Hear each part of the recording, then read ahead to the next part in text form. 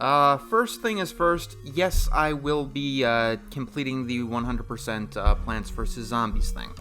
But I thought it'd be fun to intersperse with a few other games, and since it's November, that means it is Zelda month. For those who don't know, in 2011, a YouTuber named Peanut Butter Gamer decided to dedicate, the full November to Zelda-themed videos. He did this in anticipation for the release of Skyward Sword. And since then, even though he himself has dropped the mantle, other YouTubers have decided to pick it up and make Zelda-themed videos of their own. And I thought it would be a fun thing to do here, considering Zelda is one of my favorite franchises of all time. So we're going to be starting here with the original and all of its items glory. No, the register end. Elimination. John has been eliminated. So yeah, we're going to start with the original. I'm probably not going to do every single Zelda game. Like, I don't think a month is enough to play, considering I still have the Wind Waker and Twilight Princess ahead of me, which are very long games. But who knows? Anyway, my job is to figure out if these games belong in the book 1001 Video Games You Must Play Before You Die. And off we go with the original. I have previously played 2 Zelda games in this series, A Link to the Past and Ocarina of Time.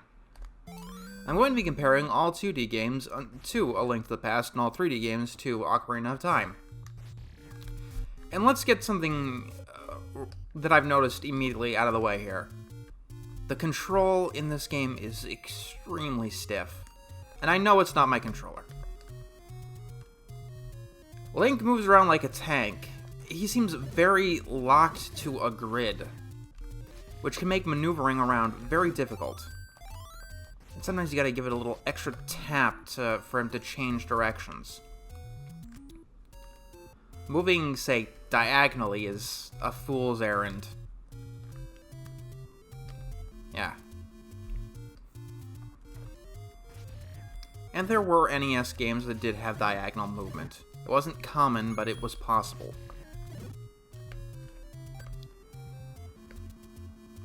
Now, this is a game that I have played and beat many times. It's a game that I grew up with, but like ActRaiser, it's a game that I wasn't able to beat as a kid. Unlike ActRaiser, though, I can completely understand why I was never able to beat this game as a kid. The original Legend of Zelda is one of the hardest in the franchise. It's not as hard as Zelda 2, obviously, but other than that, it's probably the hardest game in the entire series. And despite it being first, I guess it's probably one of the last in the series that you should play. Legend of Zelda is a challenge. Let's see. Some people say it's one of the best games on the NES, and yeah, I could definitely agree with that. It's certainly one of the most expansive games on the NES. Like, the game world is huge, and it just begs to be explored.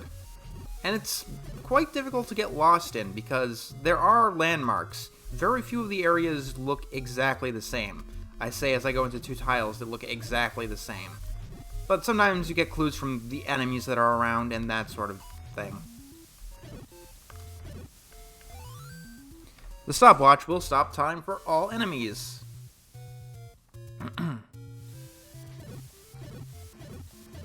Right now I'm looking around for bombs. I always get bombs before I go into the first dungeon. And the best way to do that is to take out blue enemies. It's more complicated than that, but blue enemies will tend to give you bombs.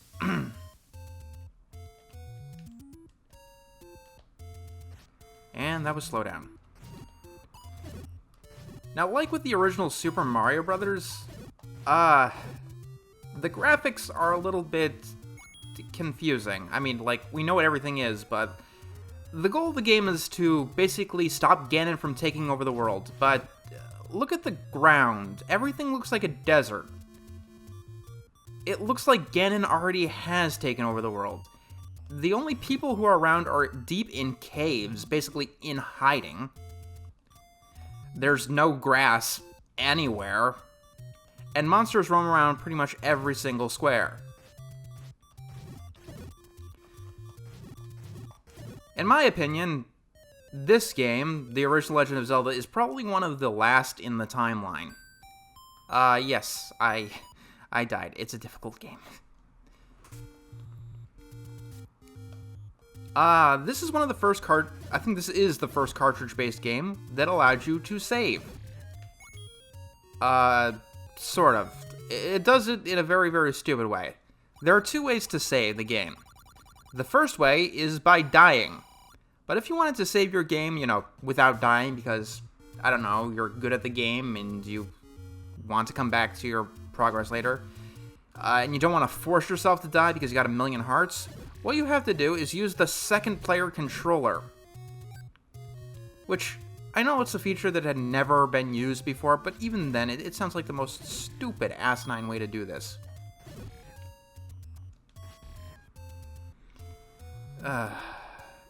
Anyway, with the bombs, we can now go and start collecting some hearts. Also, a money-making game.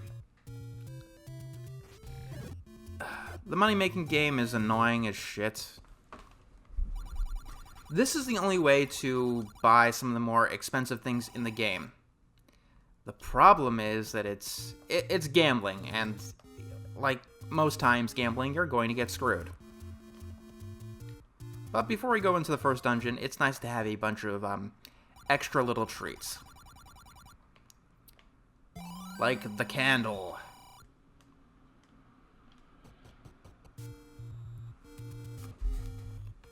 So let's go wandering around the world and collecting some stuff.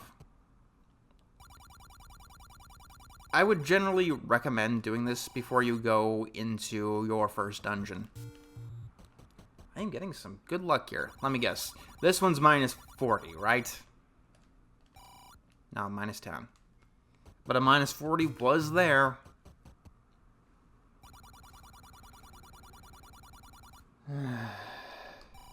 -10.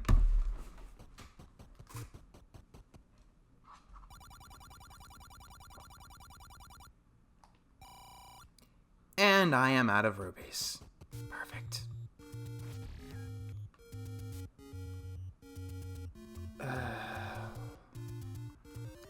Let's just get some heart containers. Because, as you've noticed, I've died already. It's an NES game. Pretty much most NES games are difficult.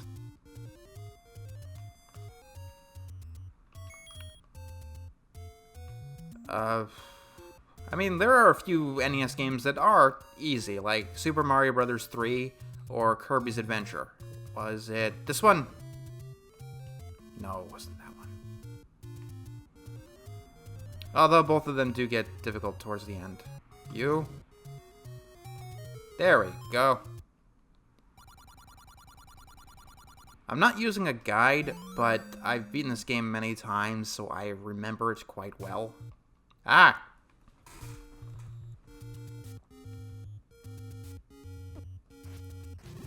Which, honestly, it makes it hard to judge this game if it's a must-play or not. I mean, the game certainly has historical significance. It's the first in a huge franchise. But being the first in the franchise doesn't really guarantee anything. Just because it's the first of something doesn't mean it's a must-play. Like, Pac-Man was the first Pac-Man game, but I said no to it. And, spoilers, but I'm also going to say no to the first Dragon Quest, because that's also a no. Well, technically, it'd be a sequel.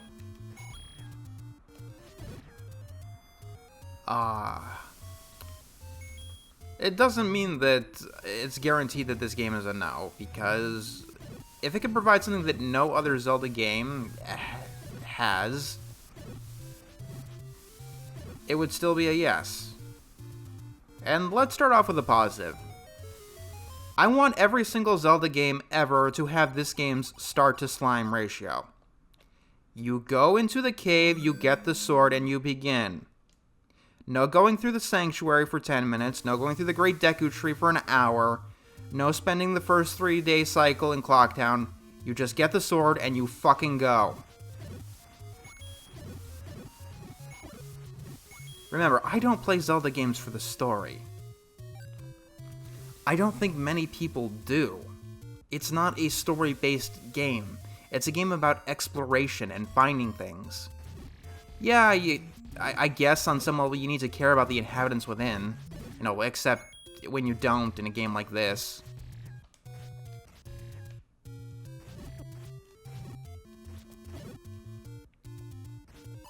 I need more bombs, god damn it.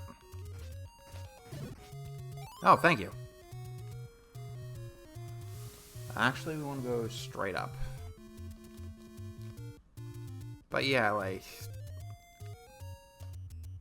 Speaking of Skyward Sword, like, it's the worst example of this because it focused too much on its story. And it was a big problem with Wind Waker too, even though Wind Waker probably has the best story of the entire Zelda franchise.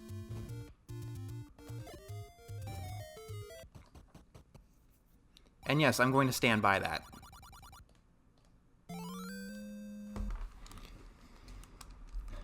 Also, during this marathon, I'm probably not going to play Majora's Mask. Like I said, I want to save it for Halloween. I mean, I didn't get to it this October, but there's always next time, and even still, it's probably going to be the last of the Zelda games I play. Because, you know, you got to save your favorite for last, right?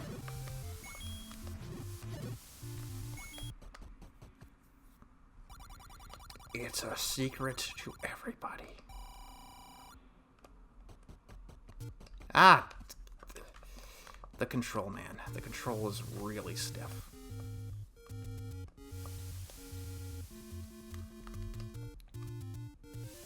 Takes a bit to get used to.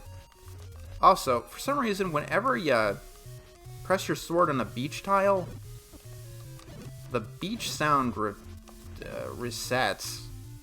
I don't know why. It's not like the NES had anything against overlapping sound effects.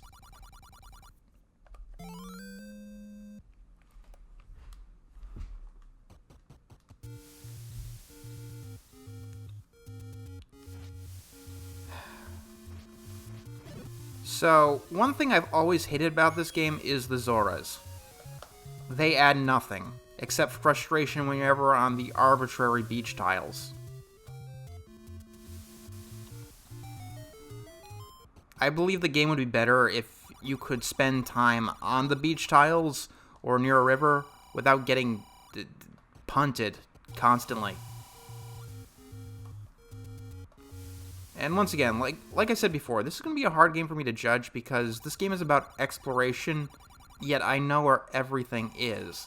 So all I'm left is with whatever's left.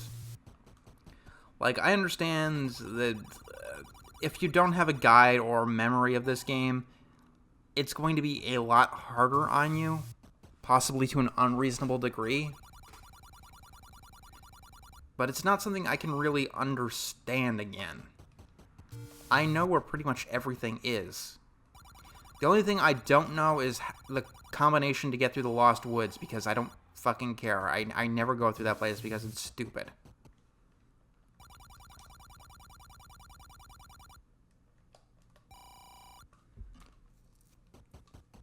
What we want to do now is maximize our rubies,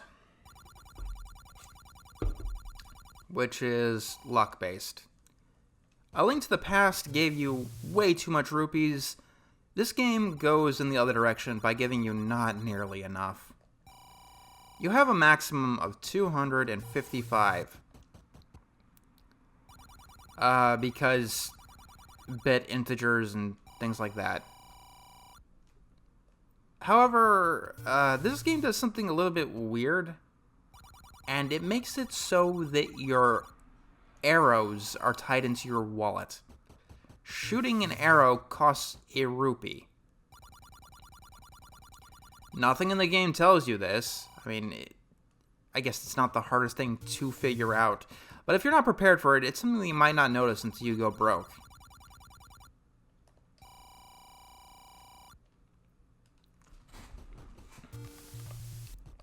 Also, a technical flaw, this game only has 4 songs. There we go. There's the overworld theme, there's the dungeon theme, there's the title screen theme, and then there's the theme for Ganon's level. That is it. And it's definitely impressive that the music that they do have doesn't get annoying. Like, really impressive. Considering this game could, like, if for a first-timer, this game could take a month to beat. Imagine hearing the same 4 songs for a month.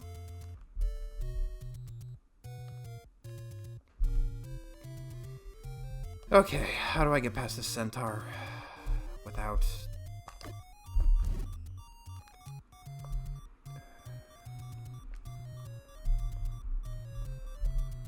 I'm getting my ass kicked today, aren't I? Go, go, go! Master using it, and you can have this. Okay, the translation in this game is really, really bad. Even for NES standards. Okay, somebody kill me. Thank you.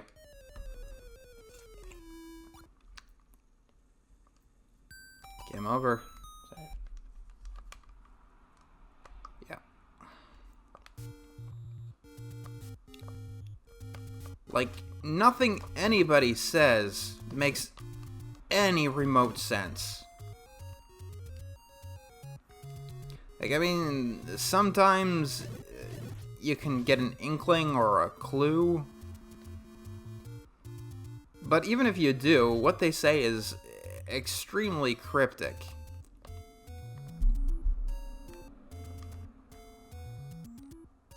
I will admit, like, there doesn't seem to be any red herrings, people who will tell you things that are a flat-out lie.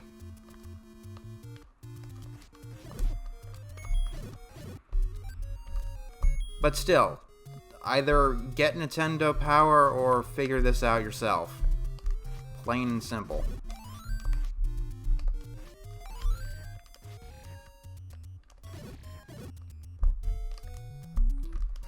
Now when you're all maxed out on hearts, your sword can shoot things. Sometimes the Armos Knights move fast, and it's completely at random, it seems. Oh boy, this stuff is really expensive. The blue ring! Now we take half damage. This is a game you want to constantly be at full health for.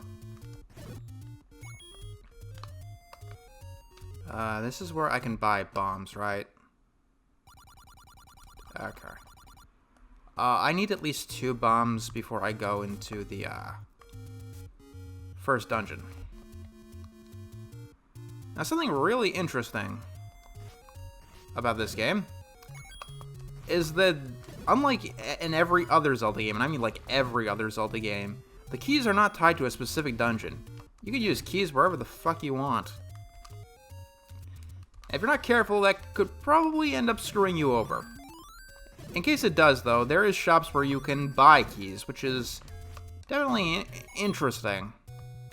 I wonder if that's a speedrunning tactic. I mean, probably not, considering they're so expensive. Like, prohibitively expensive. 100 rupees for each key. Also, rupees is definitely an interesting currency idea for a game. Usually it's, you know, gold or something like that. But no, for some reason, this Japanese game decided to use the currency of, India. Yes, rupees in the real world are the currency of India.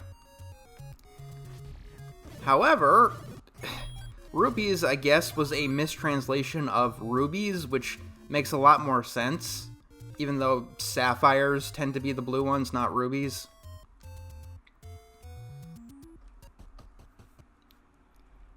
So you know what that means, right? The CDI games that do call them rubies are the only one that technically got them right. I hope your mind is blown.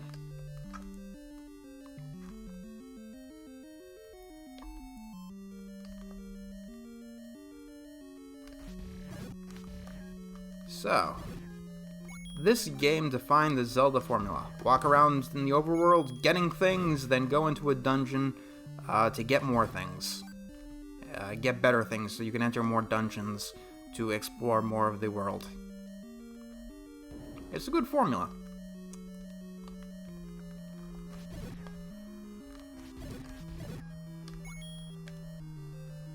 And yes, we still need rupees for things.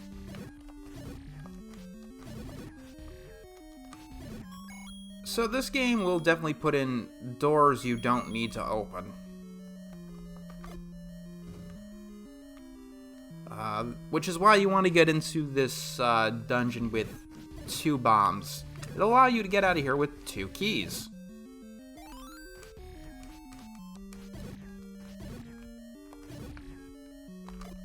Put that there. First things first, we need the bow.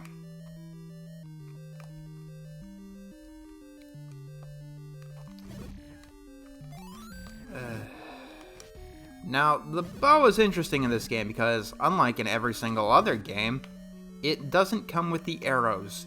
You need to go out of your way to buy it.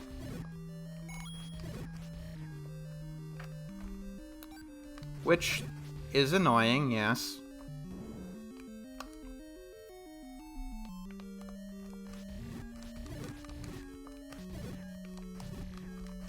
Come on. There we go.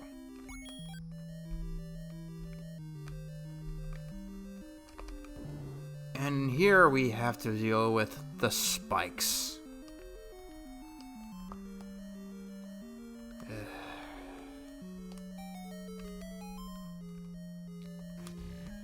So this game has a few enemy types.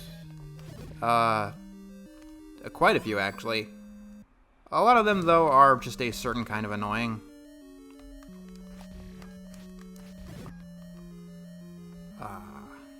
Also, each of the dungeons is in a shape, which is a trend that sort of comes back in certain games.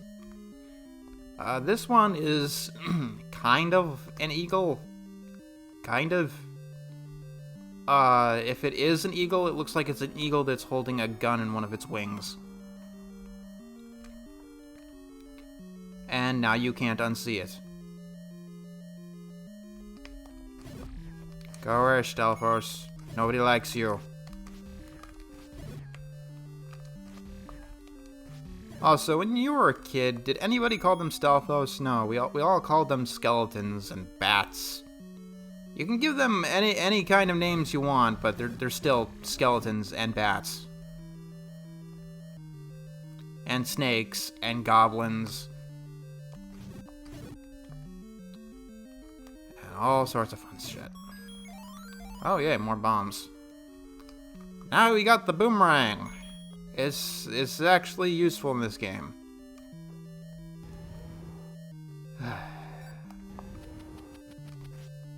Hello. So a lot of the annoying Zelda trends started here, including these guys, which will take you to the beginning of the level. Which is annoying.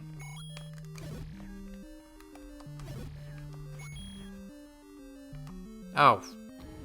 Generally, it's a good idea to grind on these guys. They tend to be very good at forgiving you money.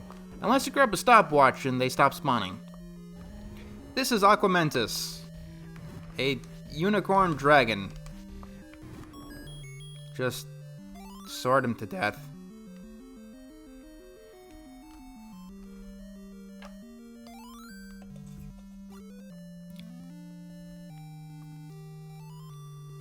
Alright, I will be right back, and then we can go to the next dungeon, so let's pause. Alright, we are back. Let's see. Let's go to Dungeon 3.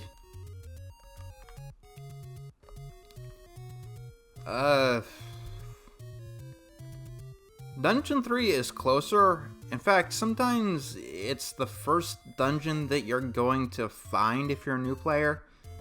because it's the closest to the start for some reason.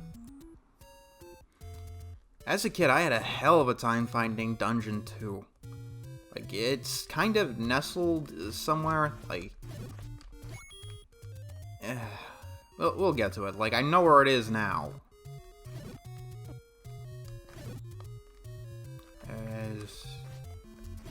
Actually, I might want to grind up for the potion. Yes! For those who say Zelda is not an RPG, it's a game that does have grinding. Ah, go away.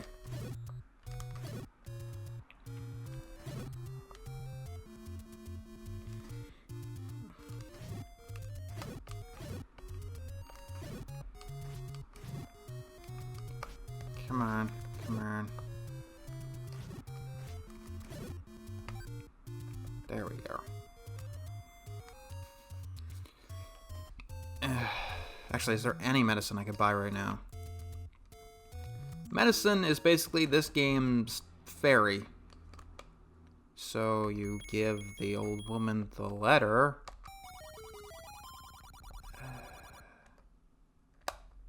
Blue can be used once, red can be used twice. Red is obviously the better deal. And I'm probably not going to buy arrows for quite a while because the bow's not very useful in this game. It can be, but until like the very end, you never really need it. I don't think even Aquamentus is weak against it, despite the fact you find it in his dungeon. Well, I mean, you don't find the arrows in his dungeon, so...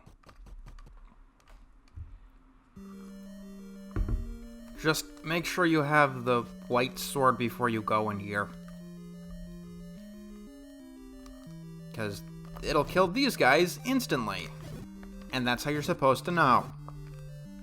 I mean, someone somewhere in here does give a hint about it. Somewhere.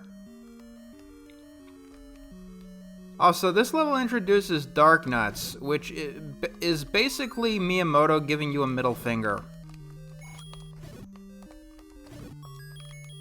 So, yeah. Let's have some fun.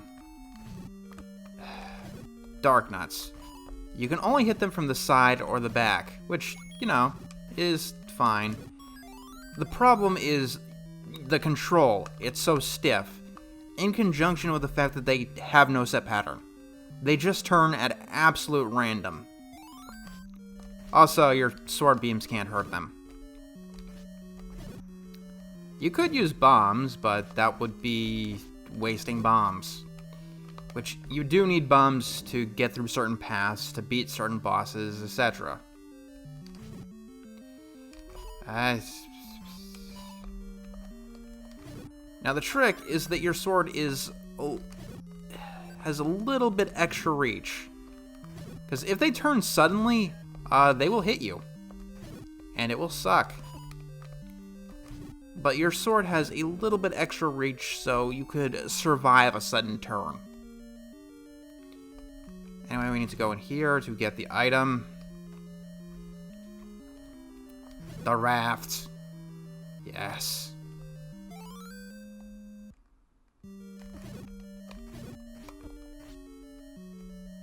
Also, who said Zelda 2's side-scrolling came out of nowhere? Zelda 2. You know, some people say it's underrated, but honestly, with how many people say it's underrated, I say it's overrated. I really do not like Zelda 2. And it's not the side-scrolling. The side-scrolling is fine. The issue is, well, two reasons. Number one, the limited lives. And number two, the increased difficulty. Pick one or the other. If you pick both of them, congratulations, you made an unplayable game. Or unbeatable, whatever. I mean, technically it's not, but it takes more patience than anybody should be willing to have.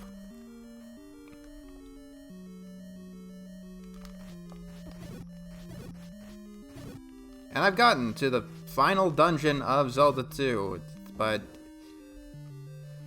the shit in that game just tries my patience. this game at least feels fair. Okay.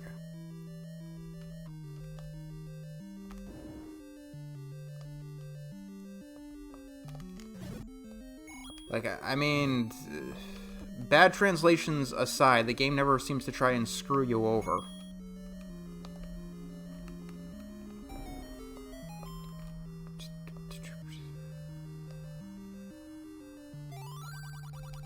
Did you get the sword from the old man on top of the waterfall? Well, considering it would be very difficult to get to this particular spot without it.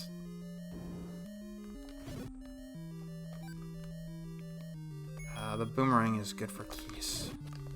Yeah, see, the boomerang can move in 8 directions. Why can't Link?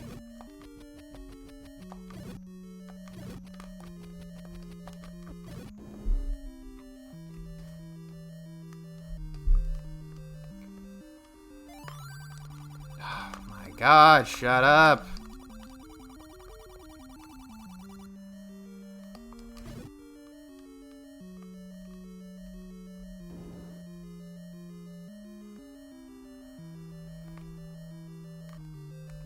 And no, I don't have the dungeons down by heart. My memory is mostly for the outside world. And yes, Dungeon 3 for some reason looks like a swastika. Well, technically it looks like a reversed swastika, but still. It's supposed to be like a manju or some sort of Buddhist symbol, but come on, guys. It wasn't like Japan doesn't know what World War II was.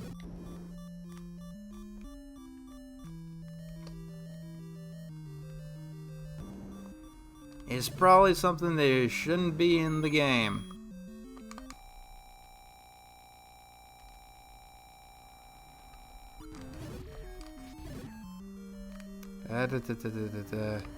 The bubbles will prevent you from being able to use your sword, forcing you to rely on your B item, which...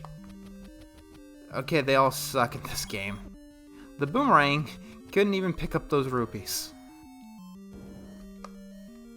Alright, you can kill this guy with one bomb, but more often than not that happens. There we go. His patterns are a little bit erratic for that, though.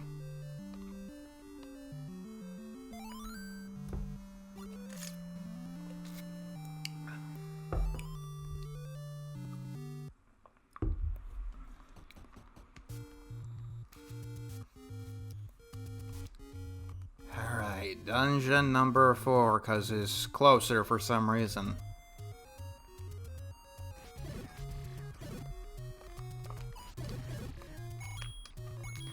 The first 4 dungeons, actually dungeons 1, 2, and 4 I would describe as the easier ones.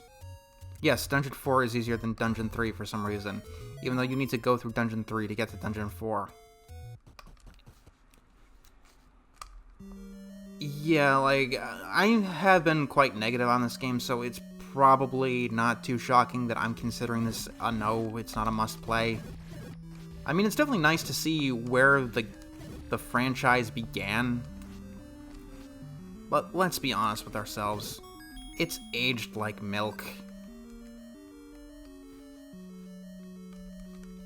Compared to pretty much any other 2D Zelda game, this would probably make the bottom of the list. I said in my Link to the Past playthrough that I have no idea why people would prefer this one over A Link to the Past, and I still have no clue. The controls are more archaic, there's less things you can do, the graphics are uglier. The music, once again, there's only 3 songs, or 4 songs. And you're going to only be hearing 2 of them for 90% of the game. 95%.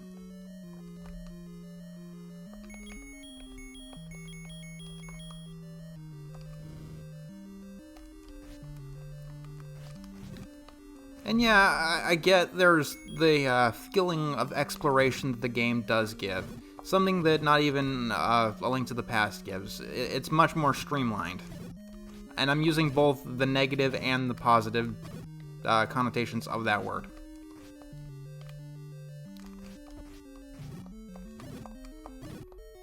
But once you know all of the answers about this game, it loses that only thing that it has. And I haven't played Breath of the Wild yet, but from what I understand, Breath of the Wild does get that feeling of exploration that was seen and loved in the original. Oh yeah, I don't have the ladder yet. The items in Zelda 1 are just weird. Like, let's really piece this together, what Link achieves, or gets. He gets a bow, which makes sense. He gets a boomerang. An Australian hunting and sporting thing. It's not exactly a toy, but it can be used as one. There's a candle, not a torch, but like a candle.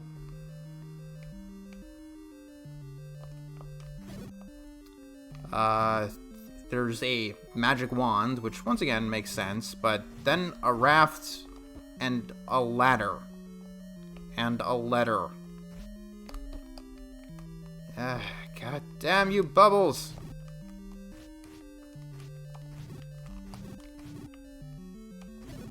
Honestly, I'm probably going to be happy to get this game out of the way. I mean, it's not a bad game. Especially for the era. I mean, if this game was released today, obviously, yeah, it would be a joke. But, honestly, this is a game that I want to see remade. I mean, technically, they did do that on the Satellaview. But I want to see, like, a commercial redo of the original Legend of Zelda. You know, kind of like what they did with the first 3 Super Mario Brothers games. First 4 Super Mario Brothers games on the Super Mario All-Stars compilation. Yeah, for those who don't know, there was this broadcast Satellaview thing that was only available in Japan. And in it, there were all kinds of games that you could play, depending on... I don't know exactly the technicalities of how it works, but let's just say it had a lot of exclusive games that were only available for a very, very limited time. And I mean, you could maybe possibly find a ROM of the BS Zelda games. And yes, the broadcast Satellaviews are abbreviated to BS. One of them was like a sequel to A Link to the Past, or 2 of them I think were. And one of them was a remake of A Link to the Past with all new graphics. Not A Link to the Past, the original. With all new graphics, all kinds of goodies, and probably 8 directional controls. I hope to God.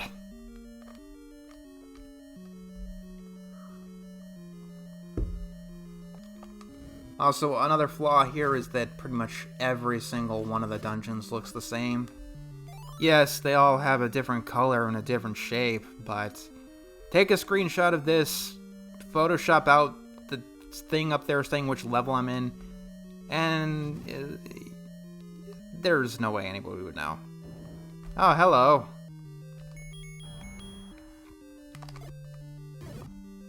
Still can't do it, huh? Can I... Yes, I can.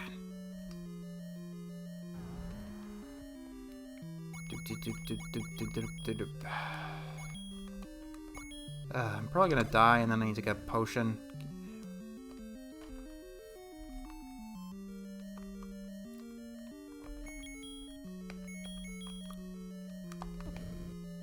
Ouch.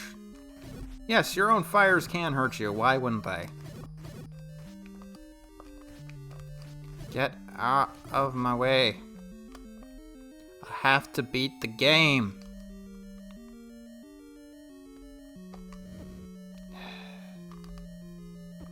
Oh my god. Like, if there's anything that makes me say no to this game, it is those controls. It is really stiff. I mean, maybe if you're playing this on the collector's edition that's available on the GameCube, it wouldn't be so stiff, and you could probably also... I doubt the re-release on the Game Boy Advance is this stiff either. I am so gonna die. I can't beat Aquamentus without getting hit. Kill him! Kill him! So close. So when you save your game while you're in a dungeon, it boots you back to the beginning. Like, the actual menu. Which is probably where they got the idea in, Zelda 2, which kind of makes me think that you were never meant to continue on from where you left off. Like, that was just an accident that they decided to fix in Zelda 2. So you can't both save your game and continue from where you left off in a dungeon. It's just fantastic.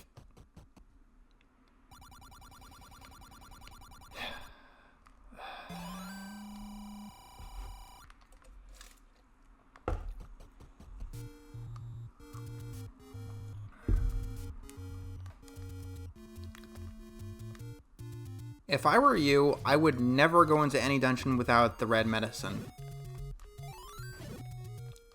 It basically makes the game playable, to be honest. Things get absurdly difficult.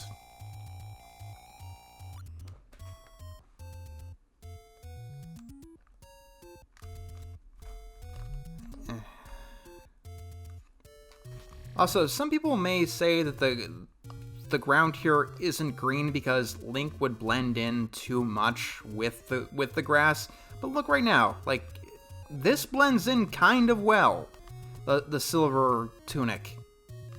It blends in pretty well with the flesh-colored ground that it is now.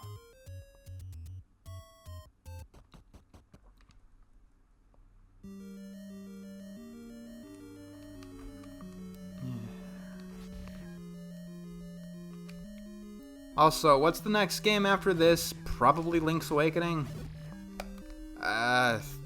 That one I have more high hopes for, but it's still a maybe at this point because it does have some, a little bit of annoying qualities.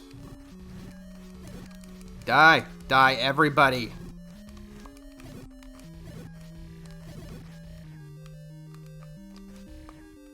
Go through the door. We just gotta get to the end here. That's all we gotta do.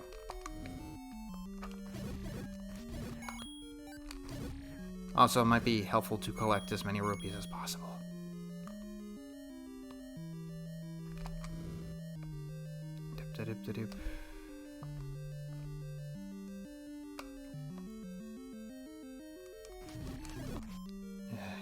Goddamn fires.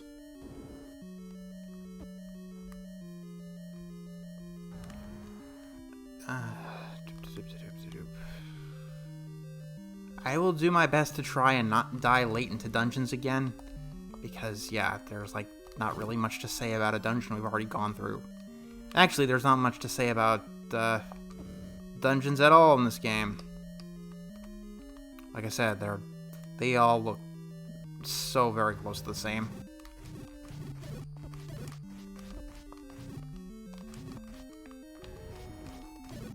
Oh yeah, I was wondering why the Triforce wasn't beeping on my map, but that's right, I haven't collected the compass. Oh my god, the compass. I have no idea why it became such a Zelda mainstay. It tells you where the Triforce piece is, and that's it, which is such a minimal thing. Like, who cares?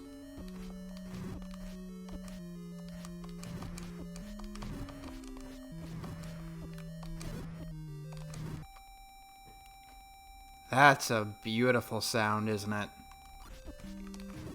Also, this game established another annoying trait. Every single time you're low on health, you get to hear annoying beeping again and again and again. Why it caught on in video games, I have no idea. Why the Zelda series is still doing it to this day, I have no idea. Also, if you're wondering, yes, I did get a new microphone. Technically, I got an old microphone.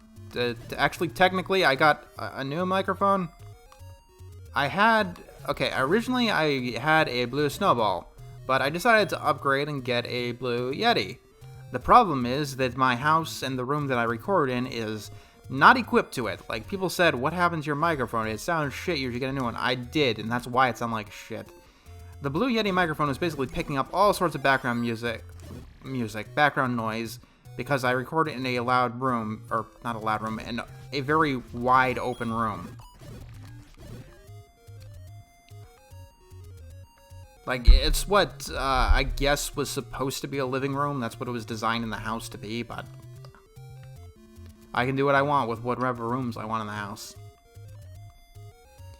And there was no setting I could make to fix it, basically. So I had to buy another blue snowball because the old one I had fell off a table and broke, which is why I couldn't just go right back to it. No, that's not it.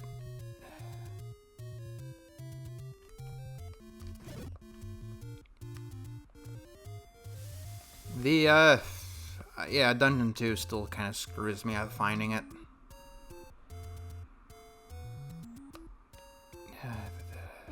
It's around here somewhere, I know that much.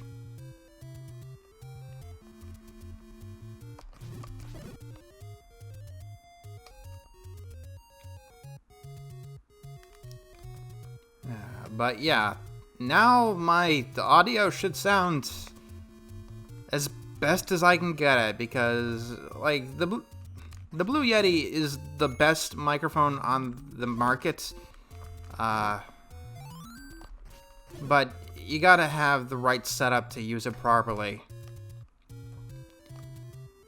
Like, if you're starting YouTube, remember, or doing anything that's making videos, doing anything creative, it's not about the tools. Like, don't think you have to spend $1 million to make it work. Sometimes you can make simple things work very, very well if you just know how to use it. And the most expensive tools in the world ain't gonna help you if you don't know how to use them properly. Use what you can and make that work.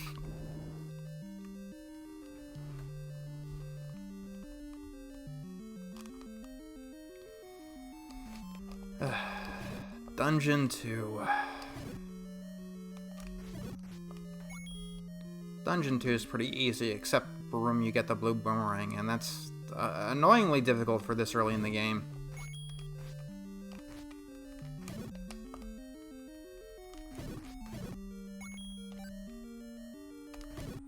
Thank you. I don't think I'm ever going to be out of keys again.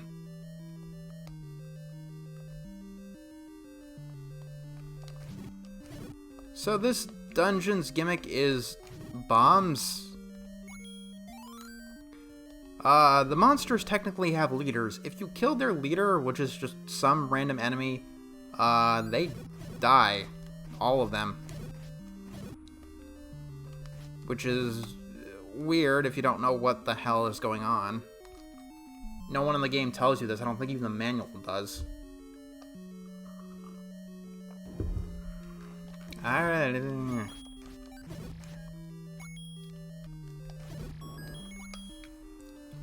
key. Oh, yep. This room. Always hated this room. Even with the upgraded sword, these guys take 3 hits each. With these stupid statues just shooting at you. Imagine doing that with a normal sword where they take 6 hits each.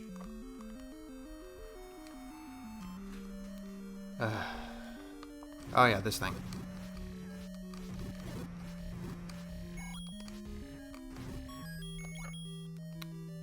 And a key that completely blends in with the background. Once again, why isn't outside green? I mean, it's not a limitation to the console. They obviously have green. I mean, like, I don't have much to talk about, but so... It just always baffled me. Like, why isn't the grass green? Seriously. It does make it look like in this game, Ganon has already destroyed the world. There's nothing left to save. Like, it's at the end of its rope. So, in my opinion, I don't care what the Hyrule Historia has to say. This is the last game in the timeline. Even after Zelda 2. Zelda 2 has villages with people and all of that stuff. Oh, fuck you, Dodongo. Eat my...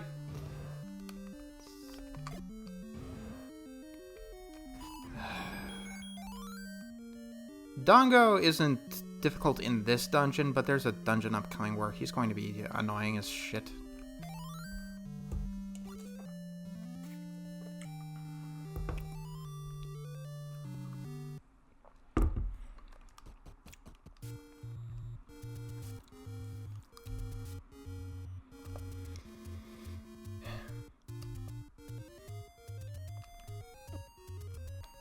Oh, I would like bombs. Do you have any? Anybody here?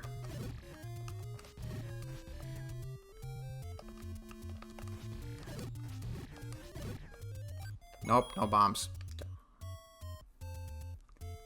I do think we need an arrow before we go to Dungeon 5, though. Hello.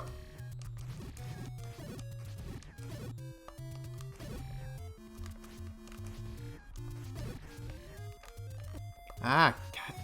I fucking hate Armos Knights. Or at the very least, the Armos Knights that move fast as shit. They always get a cheap hit on you.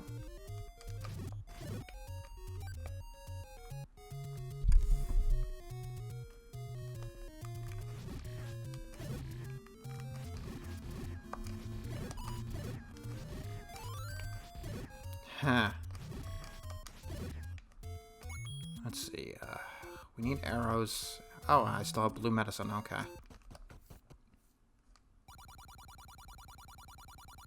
No arrow here. I know where to buy arrows.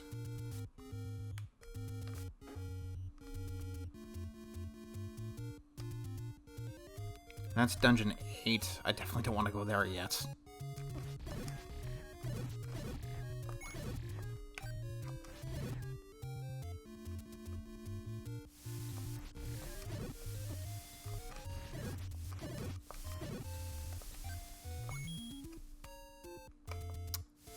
Oh, yay, the other two heart pieces from the outer world here. Ah, go the fuck away.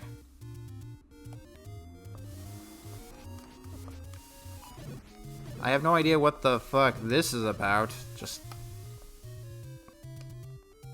Yeah, let's just Control-C, Control-V a space. It'll make sense later, I promise.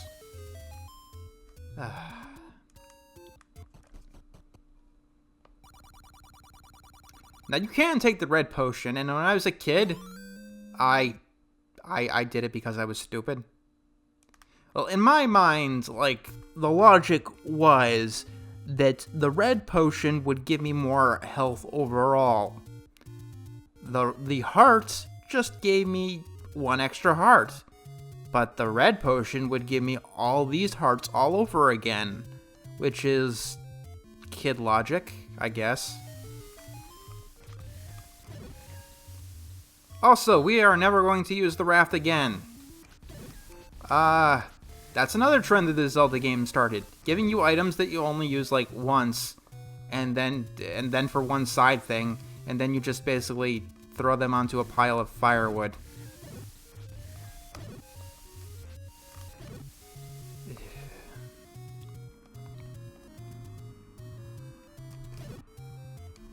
Or you might as well, for all they're worth now.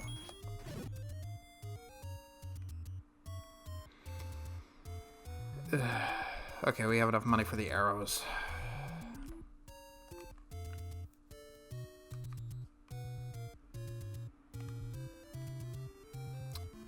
Yeah, this game goes by very quick if you know what you're doing. It's almost like the exploration and not telling you where to go is a way to artificially lengthen the game. But nah, NES games didn't do things like that.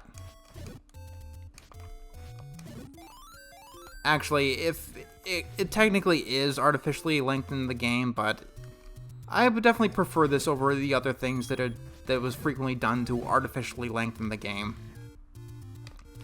Like, for instance, level grinding, or limited continues, or obnoxious difficulty. The original Legend of Zelda is definitely difficult, but I wouldn't call it obnoxiously difficult. Zelda 2 is obnoxiously difficult. Battletoads is obnoxiously difficult. And so on, and so on, and so on.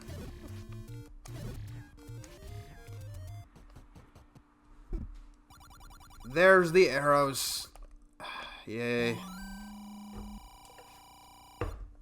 Okay, let's go.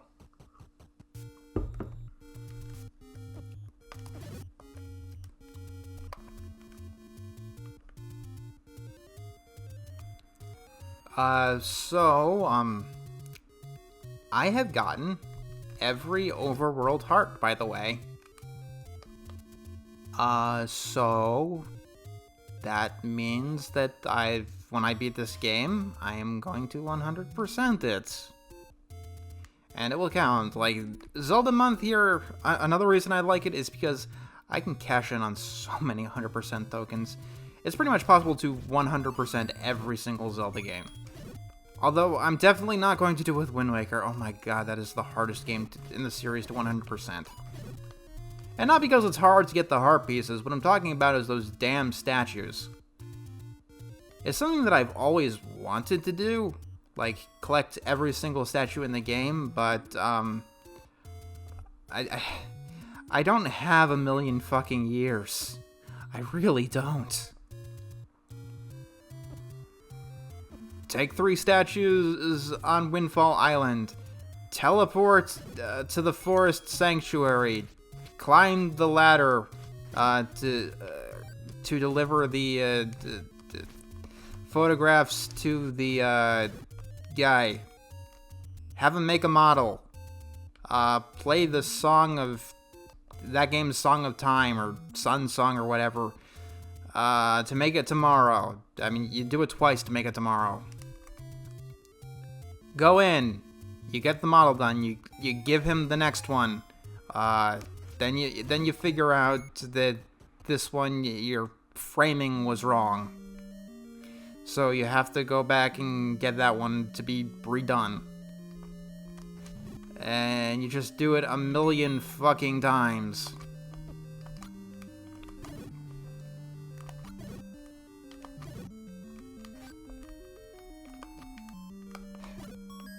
Because there are over 100 models in the game. Your camera can only hold 3. And you just gotta go back and forth, take pictures of the most deadliest enemies in the entire game.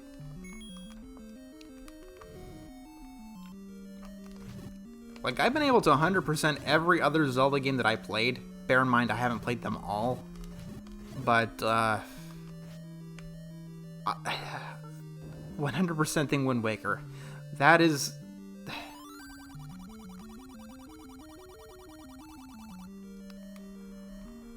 That is something that I don't think I have the capability of doing.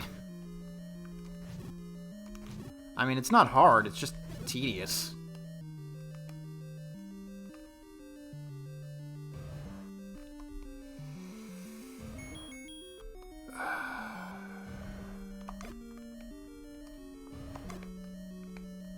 Make sure you don't fucking miss. You have 2 misses here, and that's it. Then you can't progress into that room over there. I'm not sure if it's mandatory. I think it is.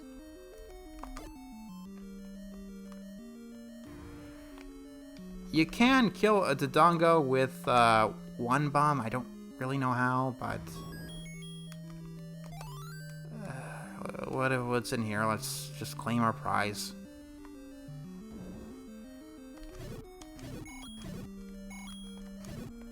I love these blobs. They pose no threat whatsoever. Grr. Gibders. Oh, yay.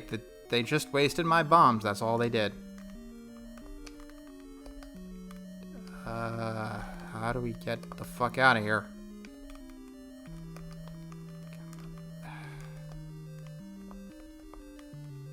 I shouldn't be able to slip off pushing a stationary thing.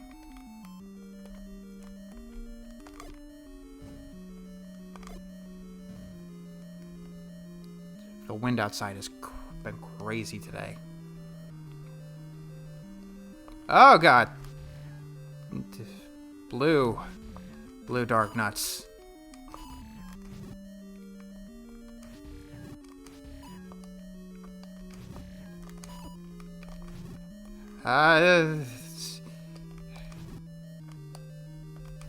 What you gotta do is lower their numbers quickly.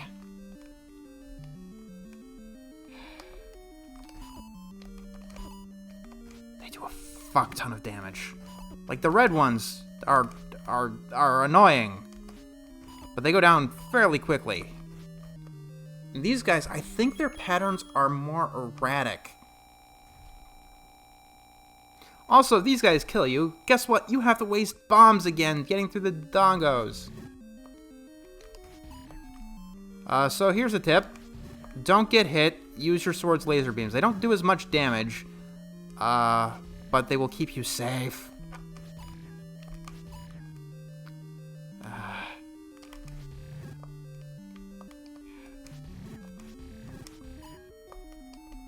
I mean, you can use bombs, but to get rid of these guys. But remember, if you die, you won't have what you need to get back here. And this is how you get the item that you need.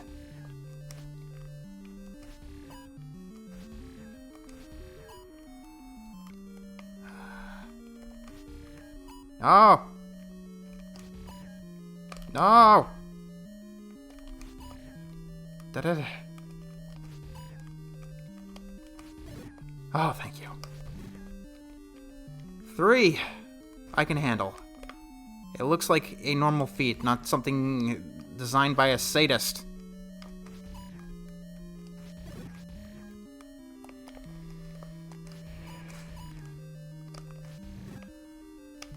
I think these guys are definitely more aggressive. They go towards you more often. And yes, you do need to kill them all before it'll allow you to push the block.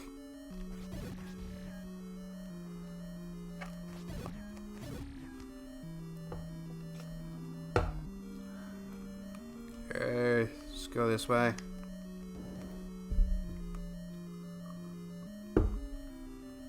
Oh, fuck you. Ah, what the fuck?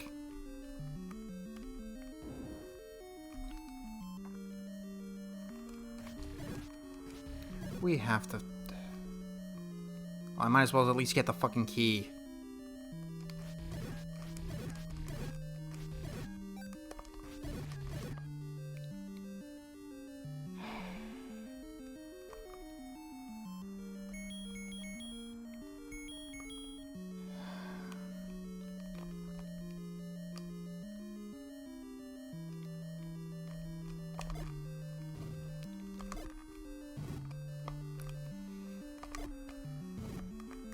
Ah. Fuck you. Oh, thank you.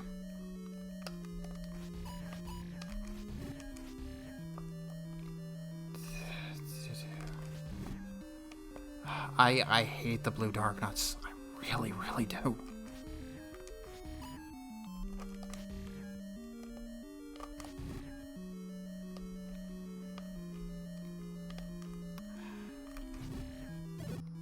The dark nuts aren't that bad when they don't have too much health, but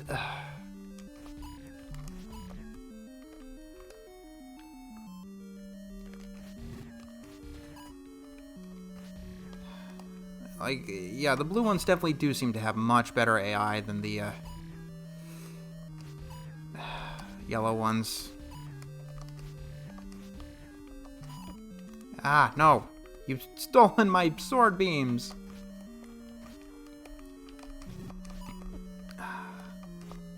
Second tip, you can only strike at them once. Don't just keep trying to hit it, hoping you're going to get lucky and get a second hit. You won't. And they'll stab you.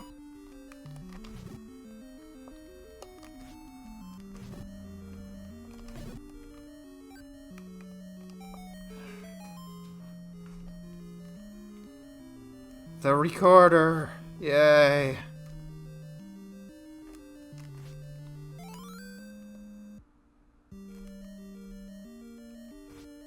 Most pointless fucking item. In this game, you get a hint that tells you that Poe's voice hates sound. The recorder does absolutely nothing against them. Yes, I know this is all a part of the Japanese thing where you can shout into the microphone or whatever and it would kill the Poe's voice. It sounds very, very clever. This is why we have this thing called localization, which removes red herring hints when you that no longer apply to alternate hardware. Or at least makes it so they do apply. How do I get out of here? Oh.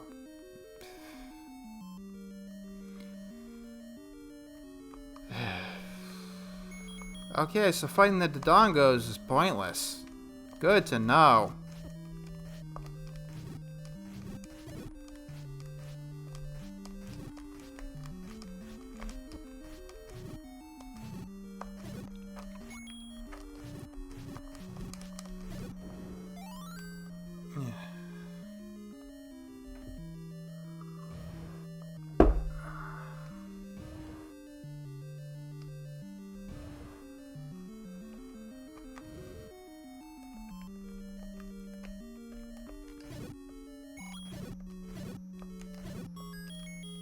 Yay. We've gotten... I don't know why the Gibdos come in so late in the game. They're not really much of a threat.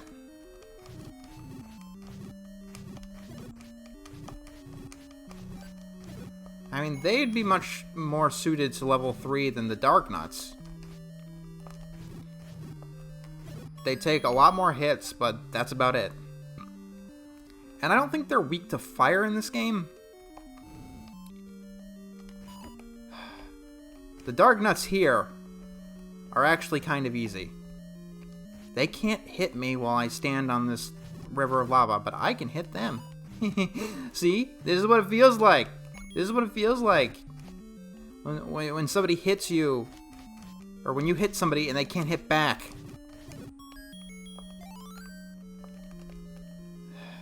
The compass! Yay! That's... Why would I even care? For some reason, the Pole's voice are easily destroyed by the bow.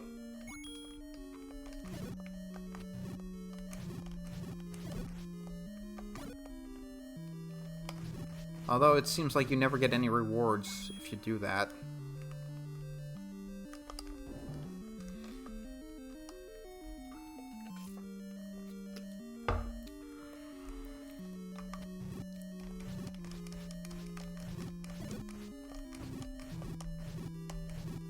Come on. Generally speaking, it's a bad idea to use the bow in this game. Because it takes up your monies. And you need those. And there's only 2 enemies in the game that can only be taken out with the bow. And one of them is Ganon. Then again, it does make Pole's voices a lot easier.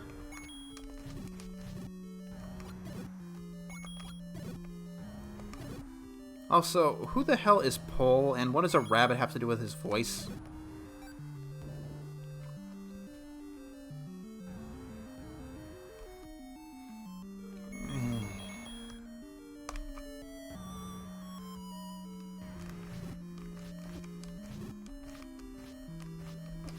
Yeah. Thank you.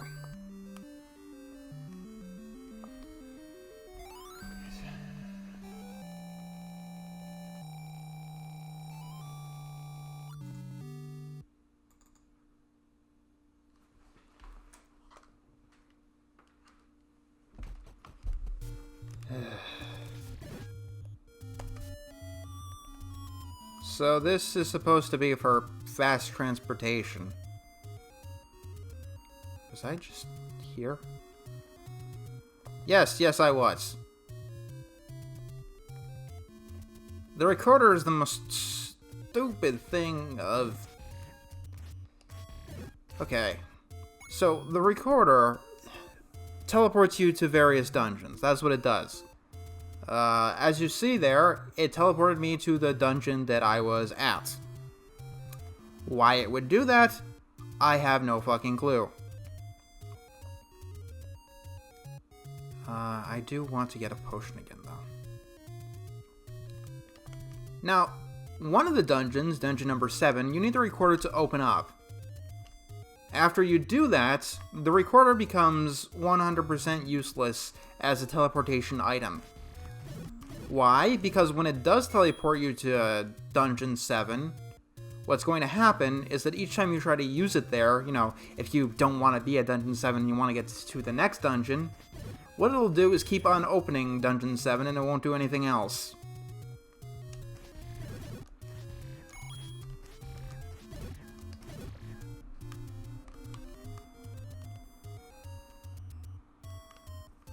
Also, it's probably a little bit late to mention this, but that gray square up there is the worst map I have ever seen.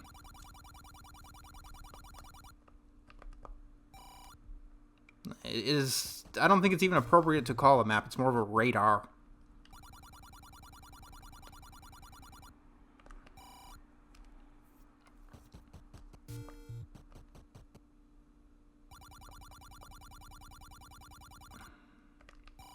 Oh, come on.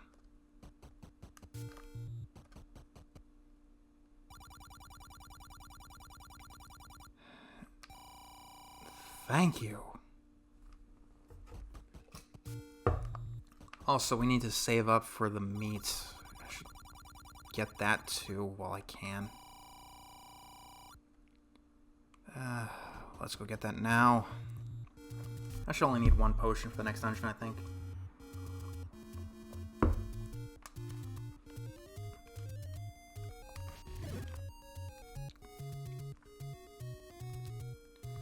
So, at this point in the game, you'd probably go through the Lost Woods. I don't know the combination to get through there. It's like the entrance to Dungeon 5. If you go the wrong way, it's just going to keep repeating over and over and over again. What I often do is just go around.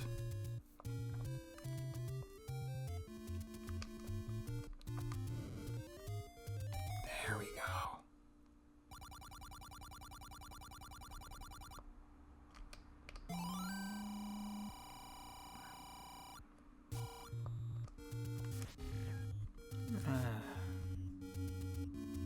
But yeah, what I often do is just go around using the ladder, which you're pretty much guaranteed to have by the time you're trying to get to Dungeon 6.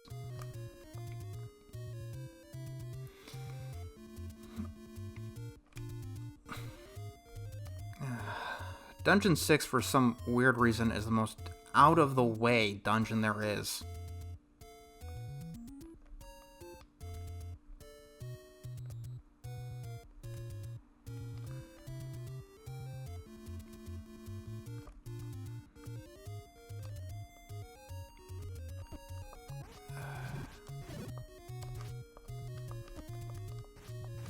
Come on.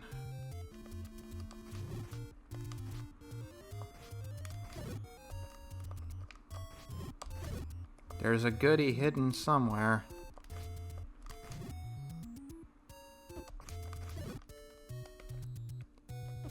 P-hats. Another annoyance. You can only hit them when they've stopped.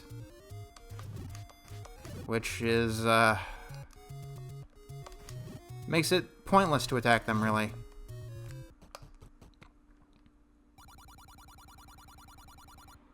No.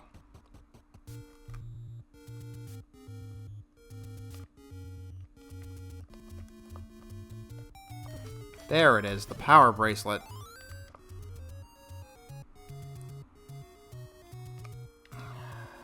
The power bracelet teleports you. It allows a fast travel kind of deal.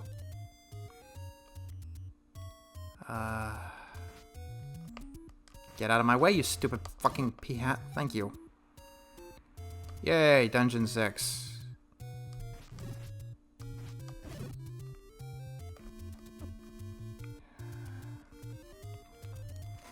We want to get a thing before we do this.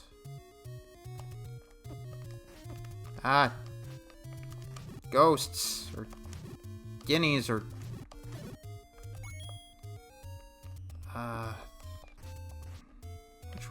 it's...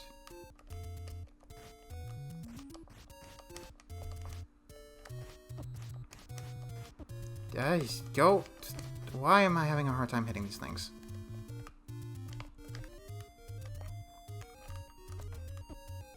Get off the screen!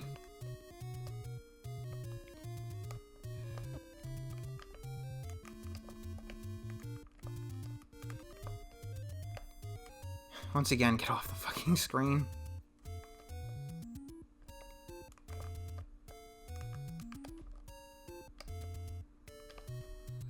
These guys spawn like fucking infinitely, which is annoying.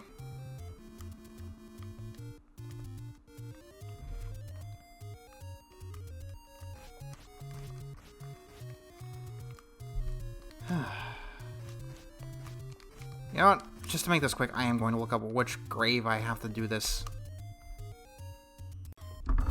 Quite interesting. I was touching one of the correct gravestones.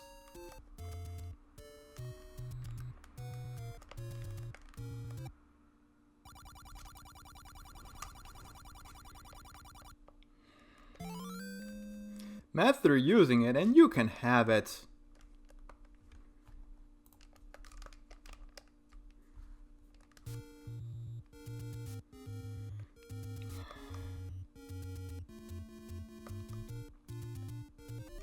Those ghosts took a lot out of me, so I'm going to intentionally die. See how many ghosts we can spawn.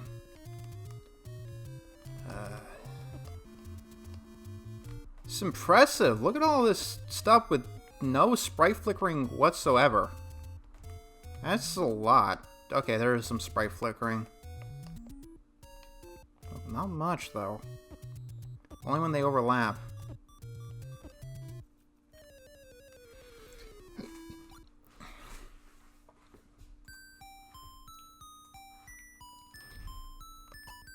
So, for some reason, when you die and you have this many hearts, you start a game, you have this much life. Always start with the same measly 3 hearts. And this is a problem, or something that continues in pretty much every single Zelda game. Ever. And I don't get it. Why doesn't the game ever just start you with full health? Is there any reason not to?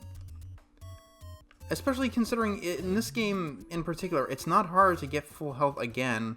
Like, the Great Fairy is very easy to find.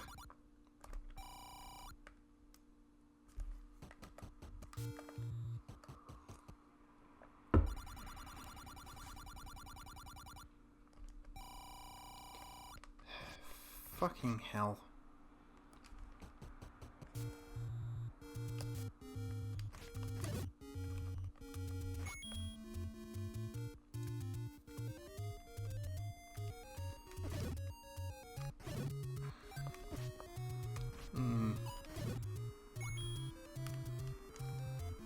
Also, buying the big shield is pointless. I honestly don't know what additionally it reflects besides your shield, or besides the things your normal shield blocks.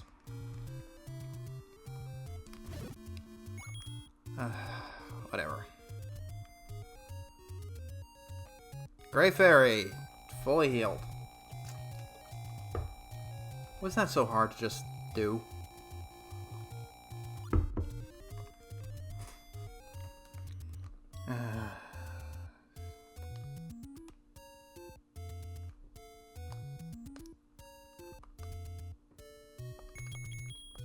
Use the recorder to do this. I don't know how you're supposed to know to do that. There's probably a hint hidden somewhere obscure that's completely mistranslated.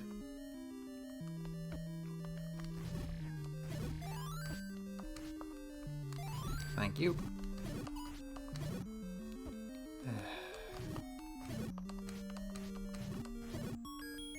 Oh, thank you.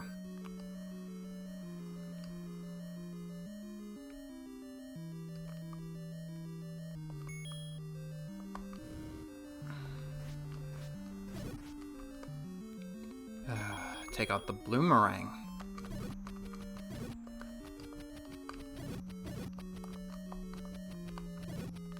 It's interesting how the bloomerang is the better one in this game, but it's the worst one in A Link to the Past.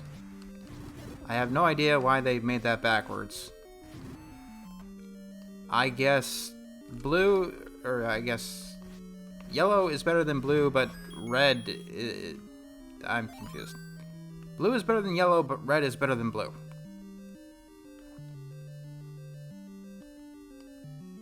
Actually, no, wait. Yeah.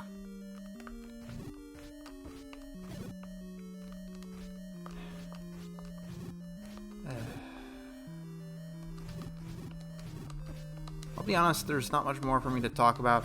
Like, I mean, I suppose, like, to give this quote-unquote more of a fair shot, I could have started on the, second quest.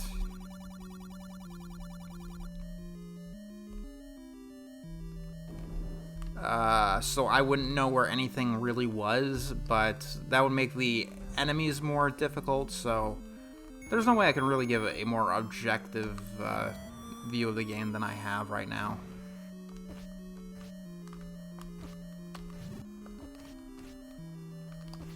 Oh my god!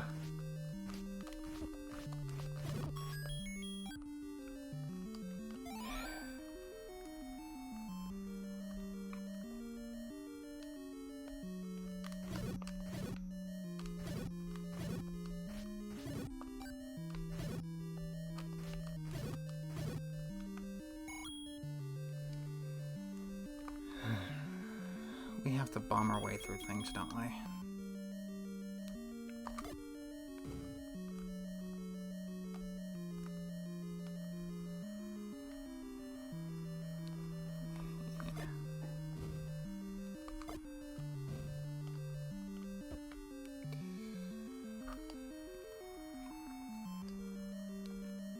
There's never a hint as to where you have to bomb or even if you have to bomb.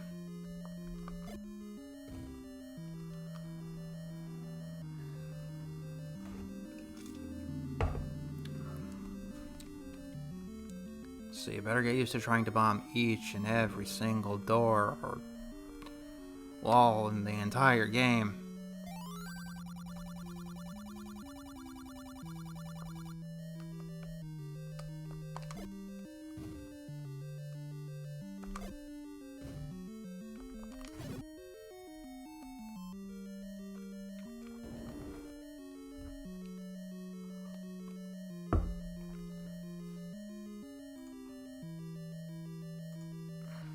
I will be right back. Okay, we have returned.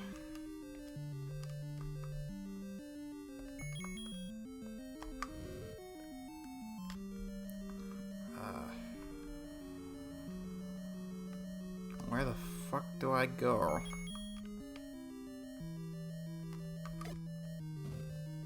There we go.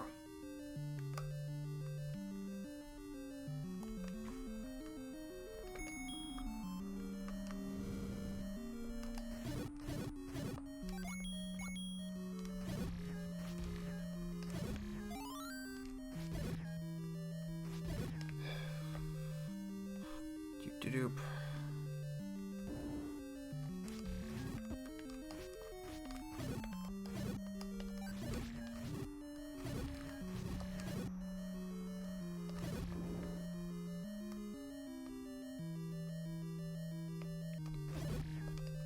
Ah, god damn it, Bubbles.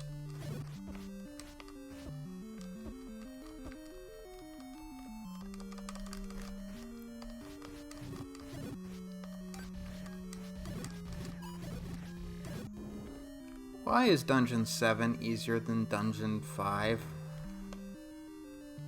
How many dig doggers are in the goddamn game?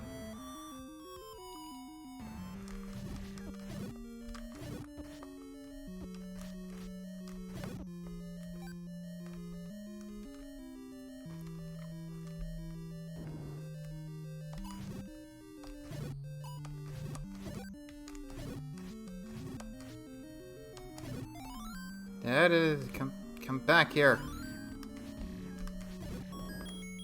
Oh yeah, thank you.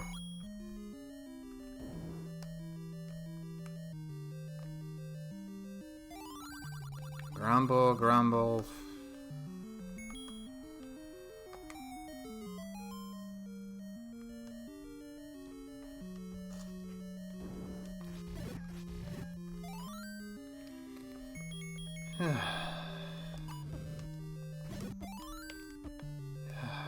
Ay, bubbles, Jesus.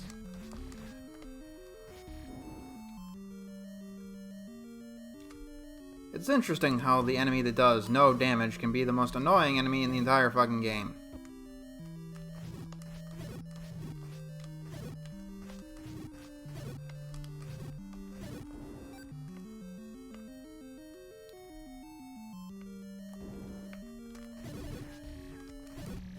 Yeah, all this dungeon has is moblins. That's it. Like, we haven't run into a single dark nut, which means it's automatically easier than Dungeon 5.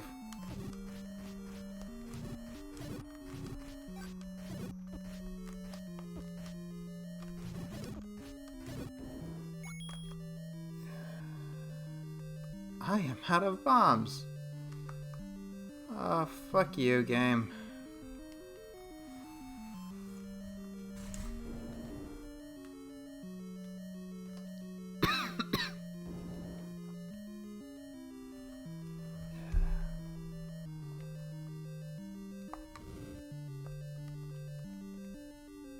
This is probably where the idea of DLC and microtransactions came from. Can't get any further in the game until you shell out some coin. Even it completely interrupts the flow.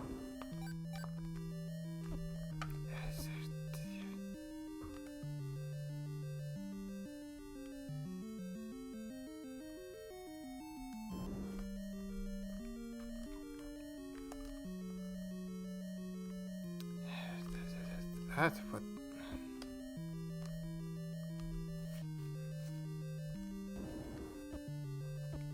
Oh my god.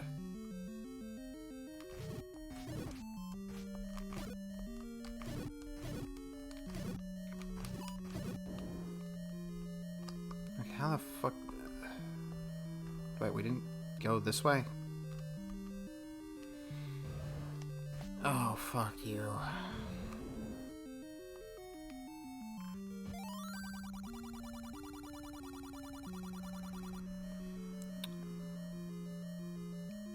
I'd bet you'd like my sword in your face.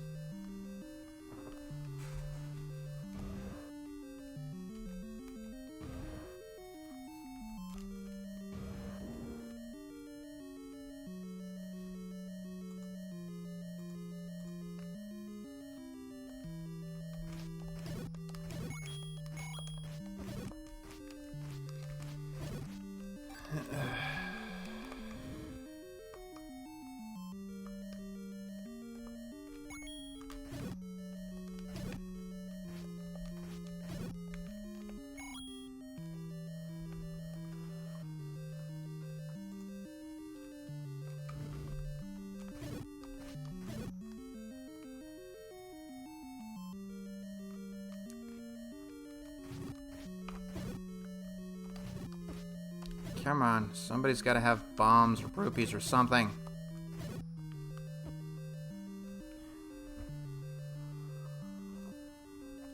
And yes, I am going to try and buy the bomb expansion.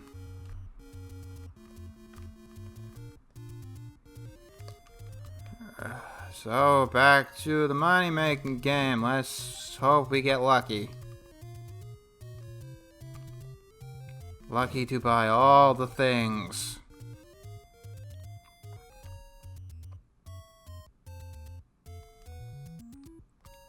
All we need is 100 rupees.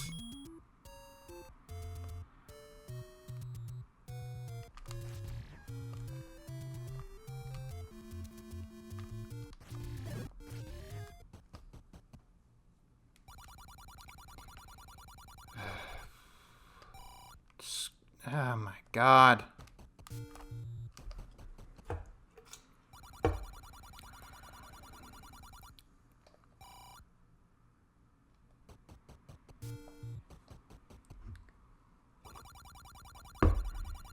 Pretty sure I already went through all of the "it's a secret to everybody" people.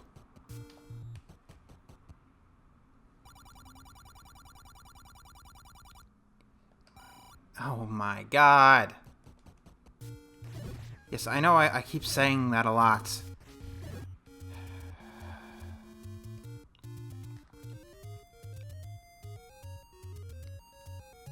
Let's just say that this game can be quite tedious.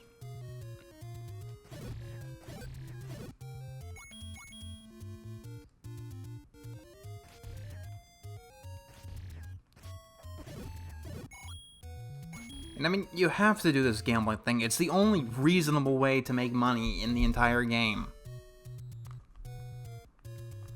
You know, if you're lucky, if the RNG gods decide to let you progress.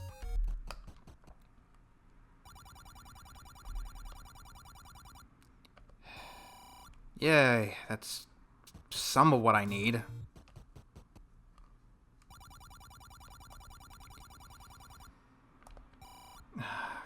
God.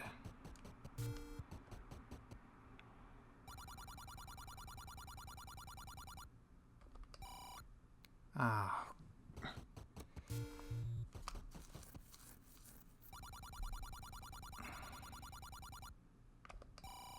Oh.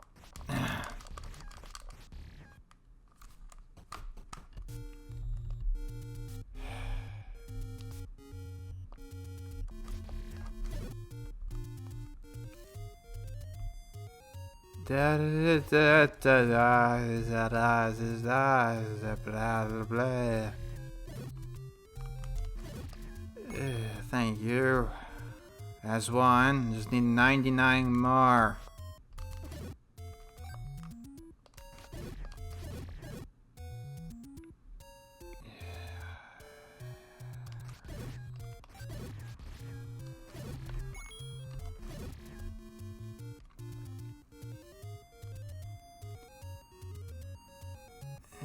This is...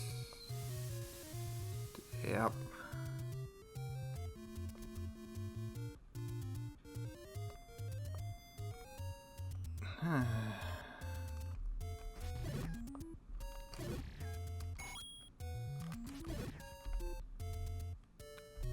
Onward we go to another dungeon.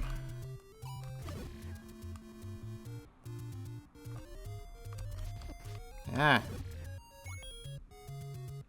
Oh, hey, would you look at that? 8. I have 8. Yay.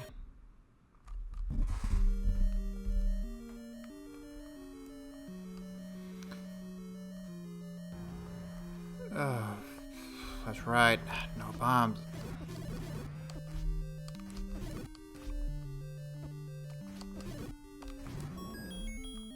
There is no way to beat this game without getting hit, is there?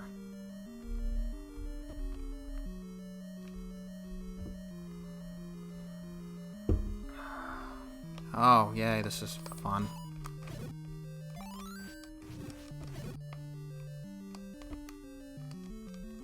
God, fucking bubbles!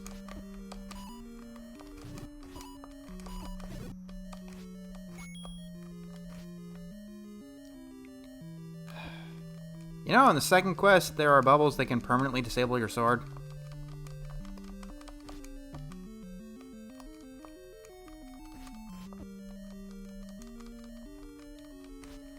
Fun fact, this game has a way of pissing me off.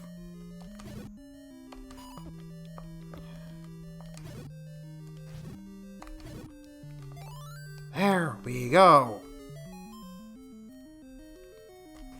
Oh, yay, the book.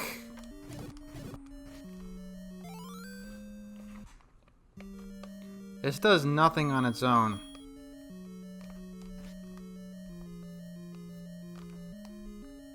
I did it, though.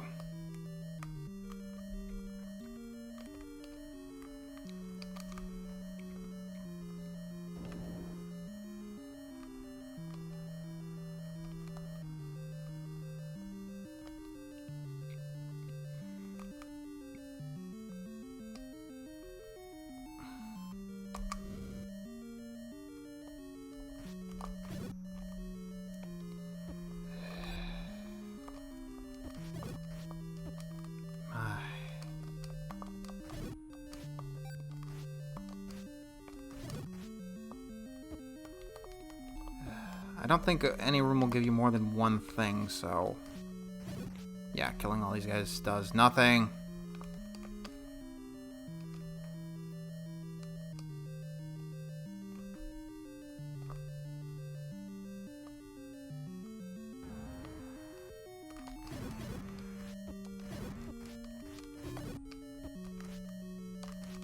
Kill him.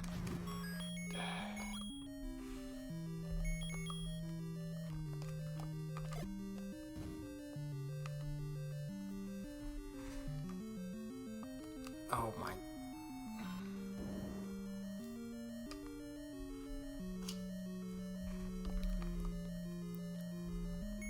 At least this is something I can handle.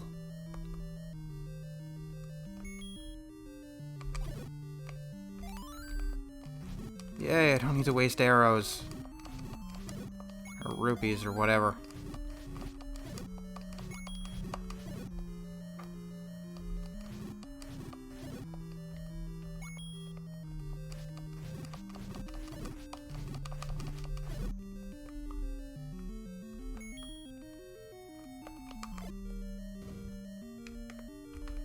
Nope.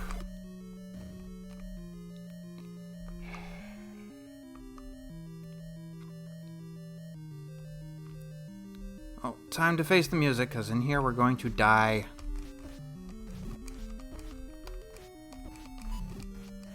A gruesome, horrible death.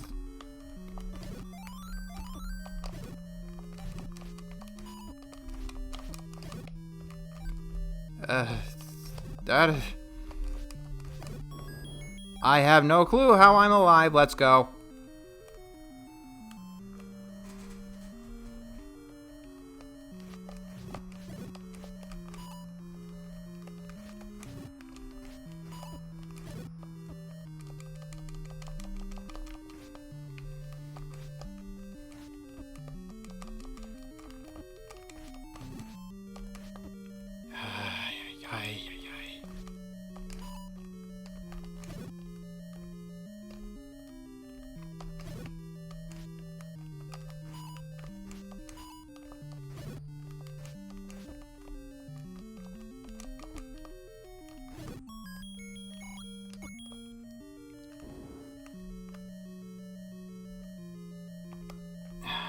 Not this way.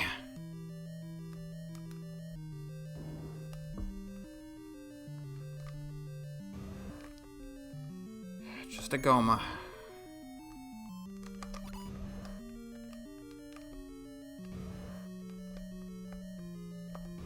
You wanna open your fucking eye?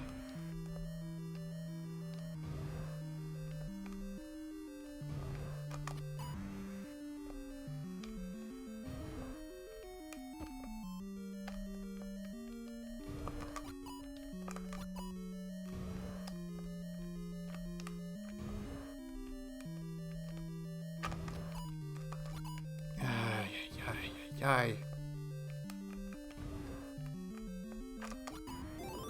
Fairy, come to me.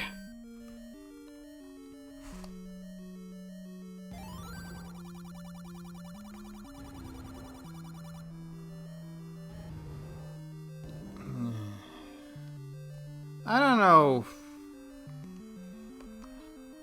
Like, defeating a boss feels great. Defeating a boss to just reveal a hint is the worst feeling in the fucking world. It is nothing more than an insult. It really, really is.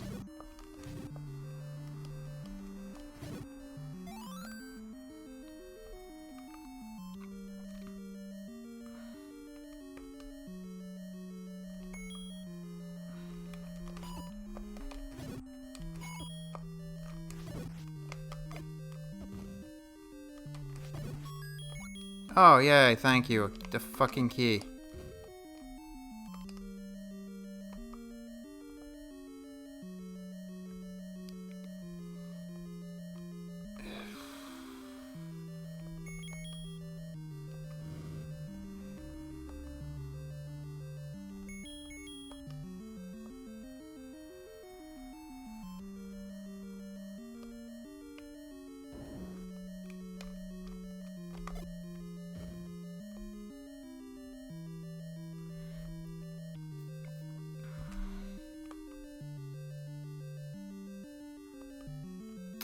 I am lost.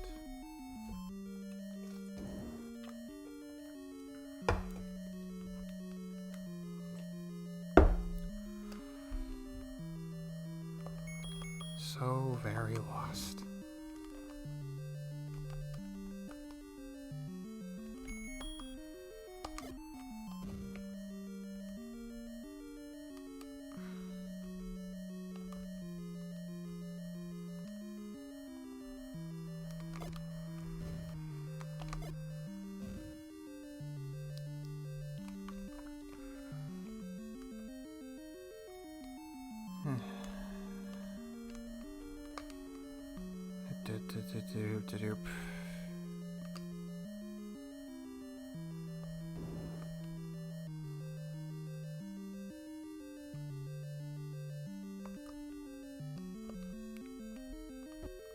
Okay.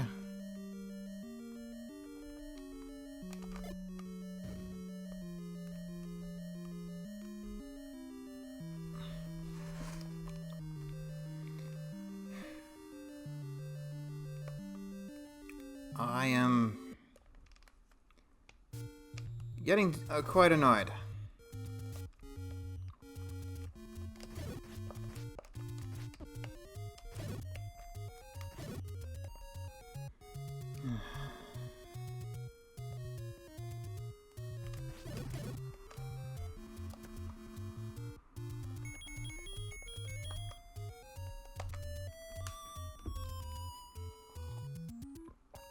Maybe I should just do Dungeon 6 before I do Dungeons 7 and 8.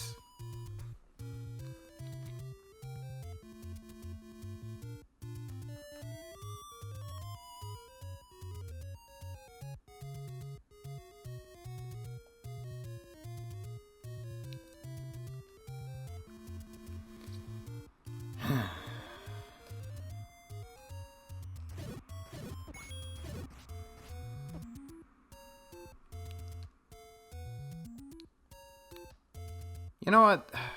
When you feel like this, it's generally time to call it quits.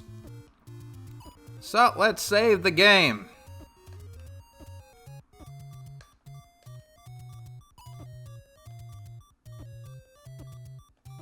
That's a handy feature.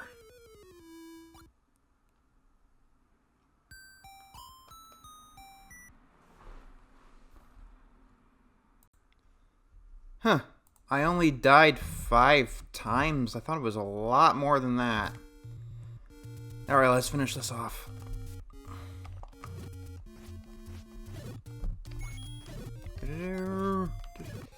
Yeah, sometimes all it takes is a good 24 hours or 36 or a long time to just calm down.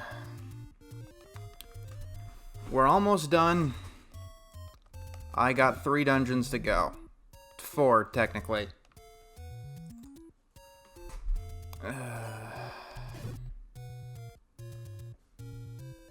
I also got the best sword. And somebody's already...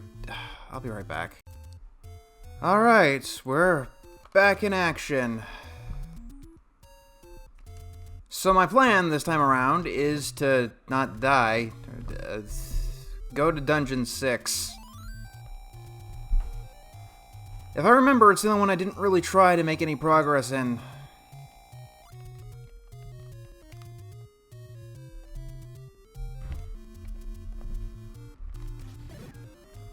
Thank you for the bombs. I'm pretty sure I'm going to need those. If I remember, the boss of Dungeon 6 is just a Goma.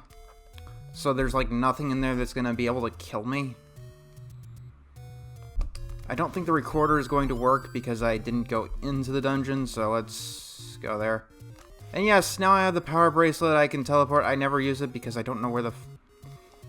I have not memorized where they spit you out, and I probably should have grabbed that rupee considering I need rupees.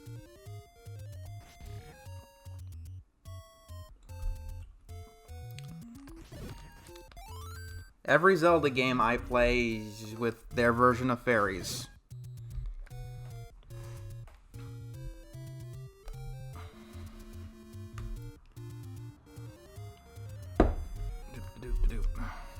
Yes, that came out very wrong.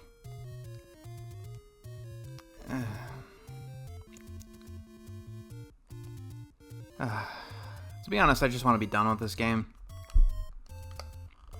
Usually, I'm able to beat it in one sitting. I mean, I still probably could have, I needed to take a break. I'm going the wrong way, aren't I? Oh, no. This is the right... This can't be the right way. Yeah, it's not the right way. Ah, jeez, they still hurt.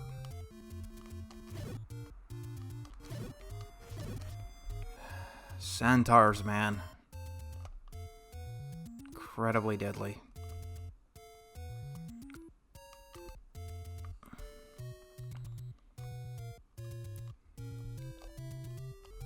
Alright.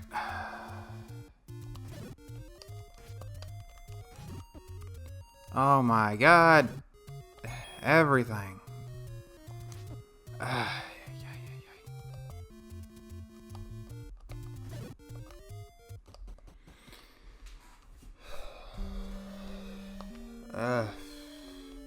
I have 10 keys, why not? Ah, the whiz robes!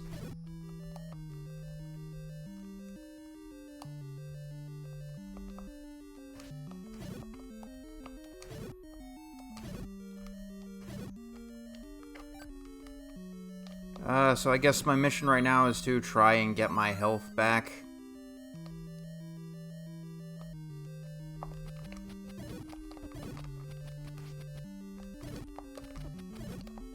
Oh yeah, that's right. Link controls like ass.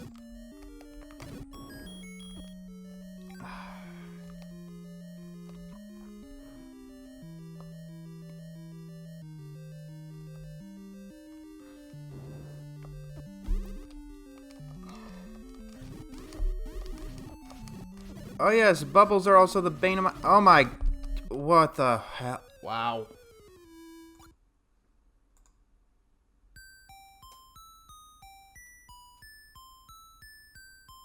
Well, that was quicker than I expected to die.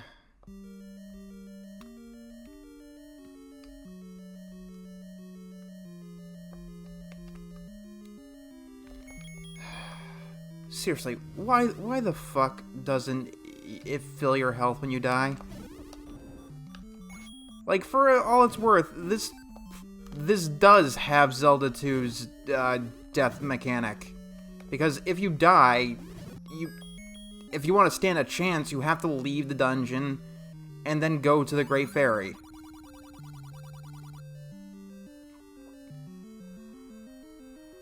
Plain and simple. There's no way in hell I'm gonna be able to beat those whiz robes with just 3 fucking hearts.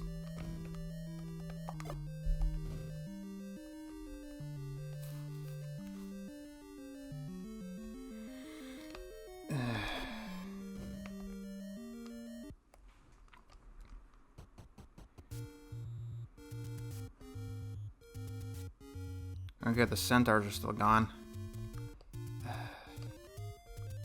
Let's actually try and use the power bracelet to get somewhere.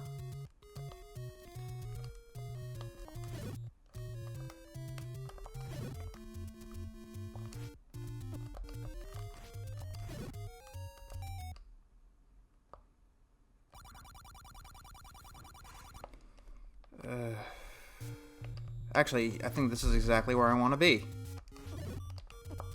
Get out of my way. Yes!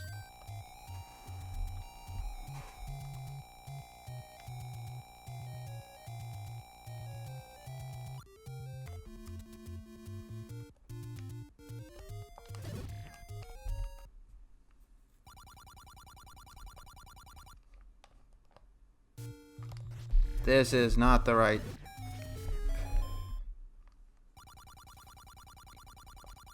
Okay, why is Zelda and teleporting always such a big issue with me? All of the stairs should lead to the same location, no matter which one I go into.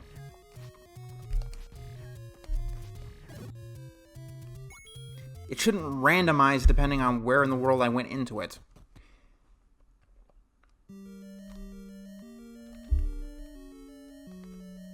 Kind of makes it useless as teleporting. Bombs.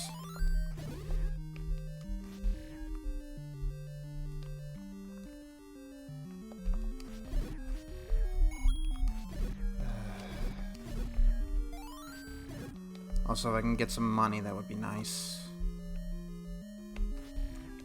Oh yeah, this room.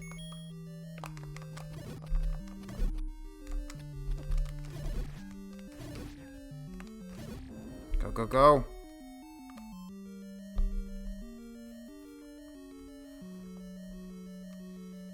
Ah, yes, here is the room full of hell.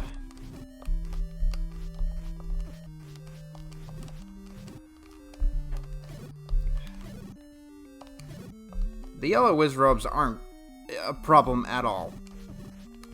It's the blue ones you gotta watch out for.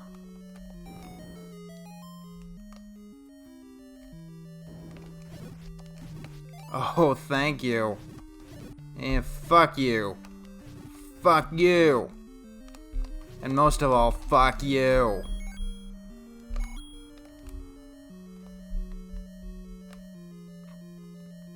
Oh god, Doc. Fucking hell.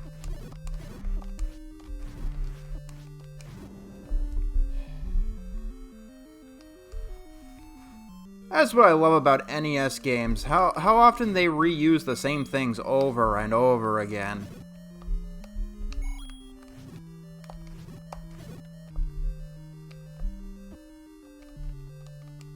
Yeah, Mario 1 reused levels over again, so Zelda 1 gets to reuse bosses.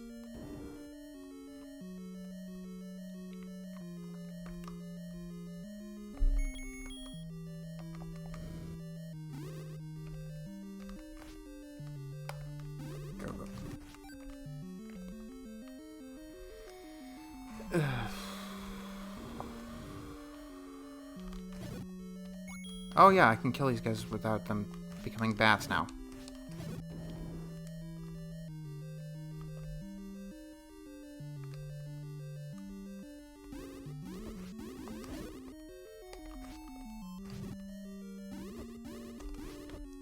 Oh my god, they do, like, too much damage.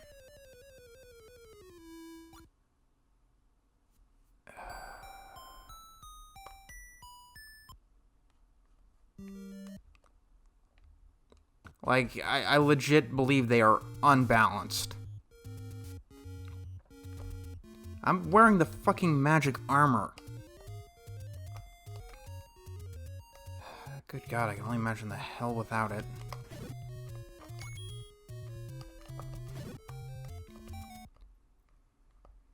Okay, what I meant before, you see how this one takes me to right here? If I take the right stair or the left staircase in there again, it should take me back to where I was. Plain and simple. That makes logical sense.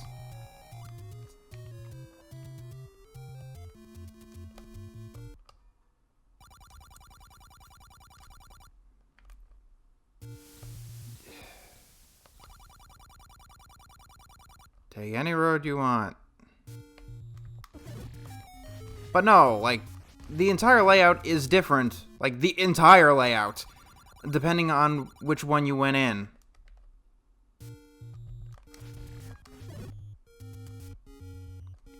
Which makes no sense.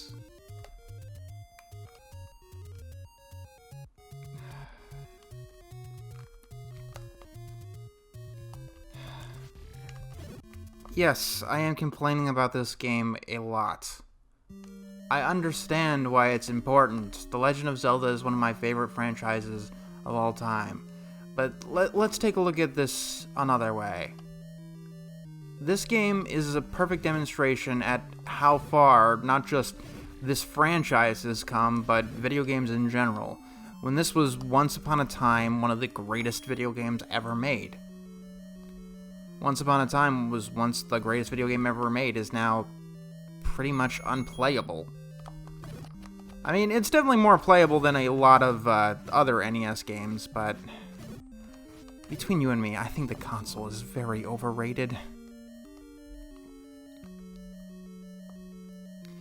It's just when we were figuring out how to do things with platformers and 8-bits and...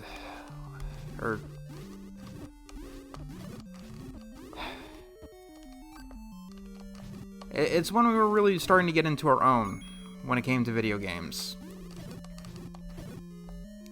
They were still figuring things out. It's a console meant for pioneering. But pioneering has all the pitfalls of exploring and failing.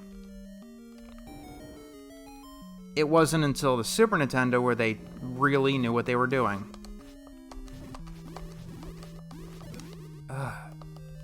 They are relentless. Oh good, he does not respond. It's the same thing with the PlayStation and the N64, to be completely honest with you, despite the fact that the PlayStation is one of my favorite consoles of all time. It was the PlayStation and the NES, or the N64 were pioneers when it came to 3D games. And most of them have aged poorly, even the creations of genres. Like the original Silent Hill, it's aged fairly poorly. The original Resident Evil, those were the founders of survival horror. Mario 64, that's aged poorly. Tomb Raider, it's aged poorly. Ocarina of Time. Then when we get to the PlayStation 2, the Xbox, the GameCube, that's when 3D games are really starting to be what they could be. Oh my...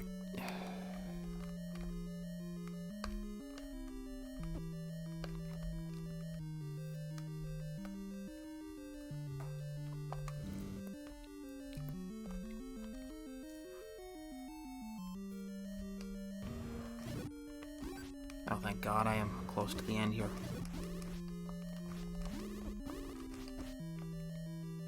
The issue is not that they do so much damage, it's just that they keep attacking you.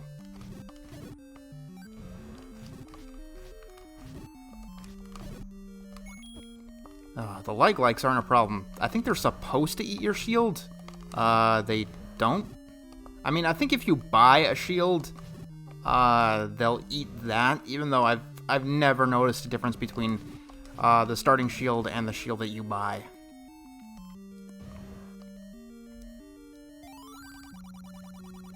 There are secrets where fairies don't...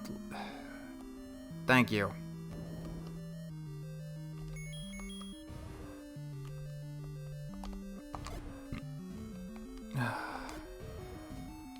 In A Link to the Past, the bubbles at least had the decency to follow a set path. They followed along the walls.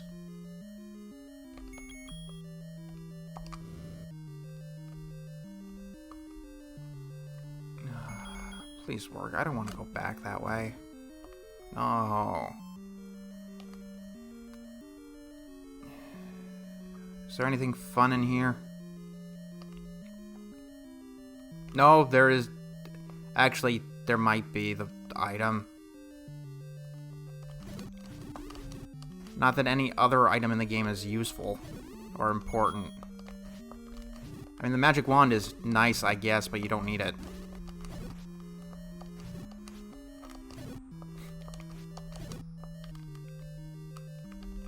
Certainly interesting. Like, this is a problem that Zelda's always had. Just items that nobody uses. You can go through the entire game without using the magic wand once. Wouldn't it be fun if the bats killed you?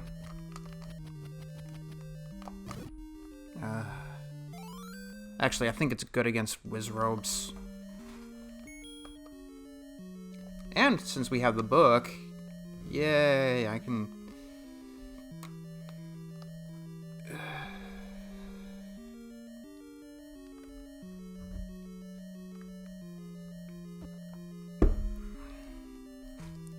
Actually, it is useful when it comes to dealing with the fucking bubbles.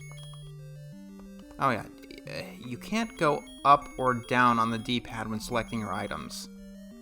I mean, it's not too bad considering there's only 8 of them, but it's something that they kept in A Link to the Past. Actually, no, they didn't. Oh, yay, it's perfect. I love it.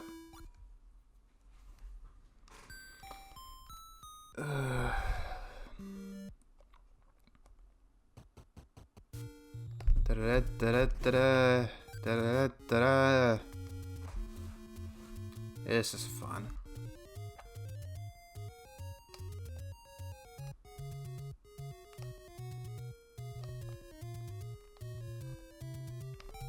You know, why doesn't the magic ring turn Link, blue? Why doesn't it give him the blue tunic? His tunic is completely silver, which blends in with so much of the ground. I mean, it's not like the NES didn't have blue.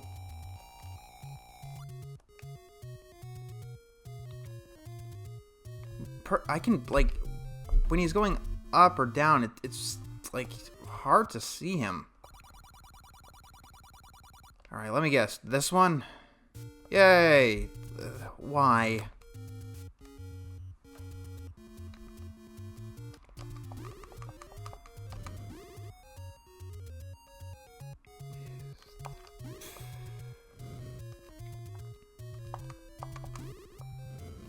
The magic wand is like one of the worst items in Zelda history, at least in this game. When the wands do come back, they have, well, like, they have some utility.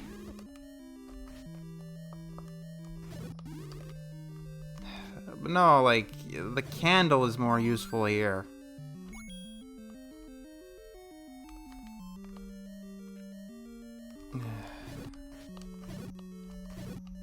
Anyone got? Thank you.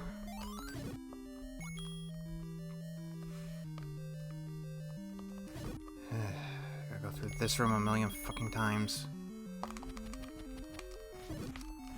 Luckily, I'll be able to get the medicine this time around. If I die again. Actually, no, I can't. I need to save up that money for the bombs, which is vastly more important.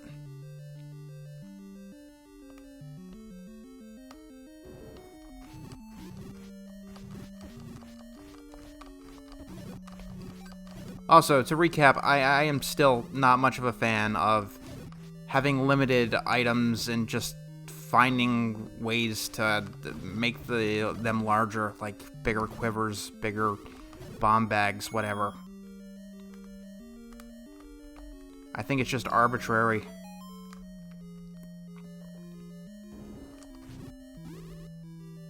Oh my... Oh, look at that.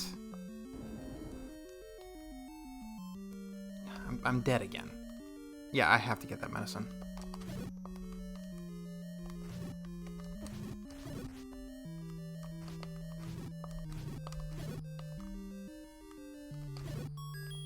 Oh, thank you.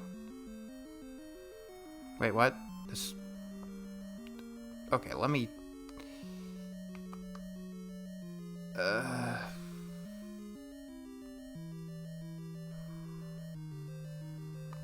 Okay, so I'm going to assume that this way leads to a staircase.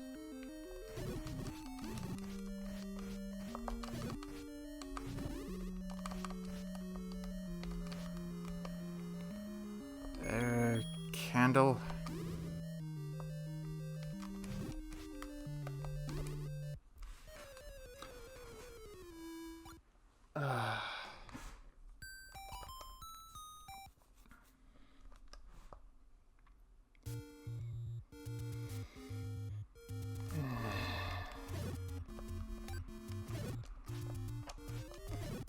Somebody give me money.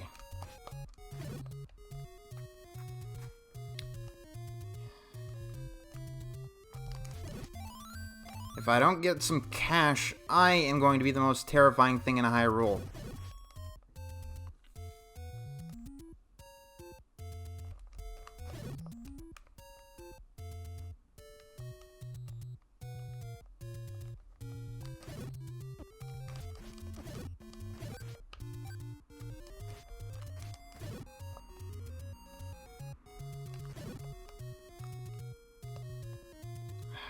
All I need is like 5.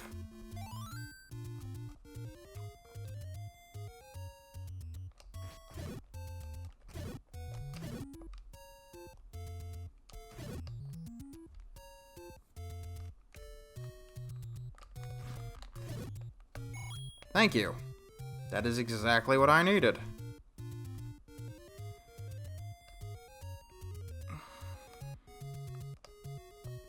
No, what am I doing?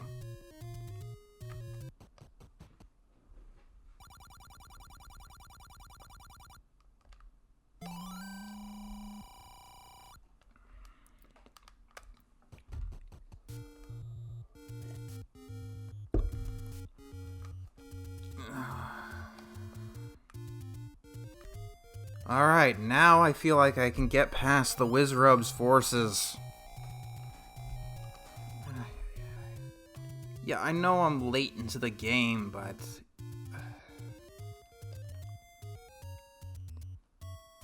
like I said, they're just relentless.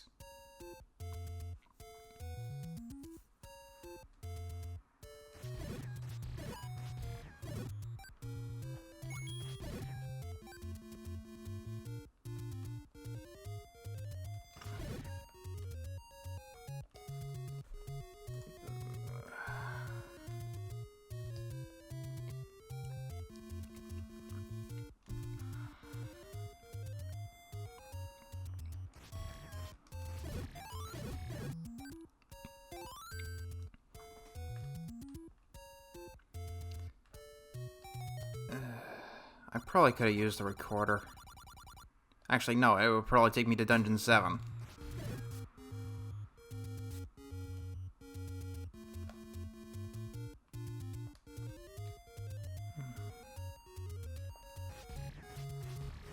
Yeah.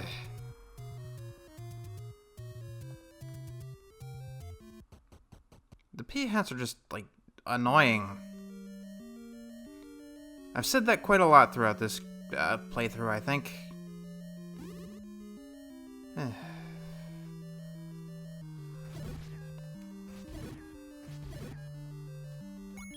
Like, I do admire the feeling of open exploration that this game gives. Like, it's something that was so rare at the time, when every other game was just, get to the end of the level. We tell you which levels you have to go through. You just hit the finish, and do it our way, or you die. The original Legend of Zelda, it allowed you to go into any level that you could find. The first level you find was 8, well, have at it. You're probably not going to get far, but maybe you can.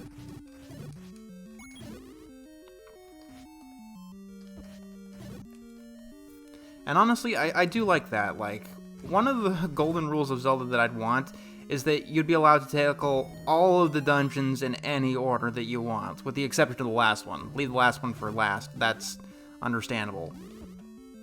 But say, in Ocarina of Time, if I wanted to take on the Spirit Temple before the Forest Temple, by all means let me.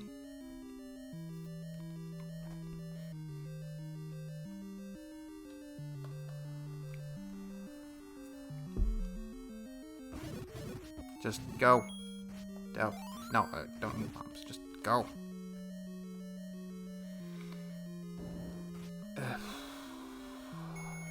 These guys don't got a problem here.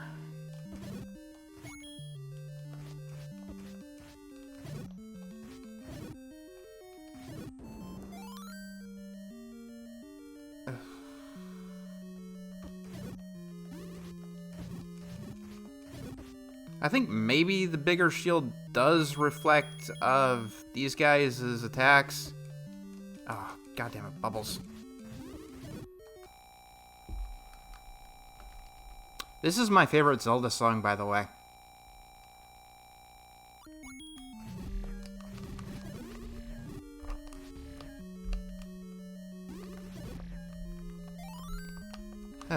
Everybody freeze. Didn't I say that there was, like, nothing in this dungeon that can hurt me because the boss was Goma?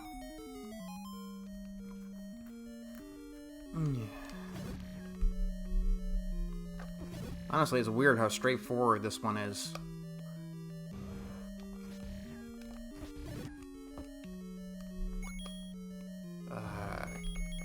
Can the ones... Oh, good.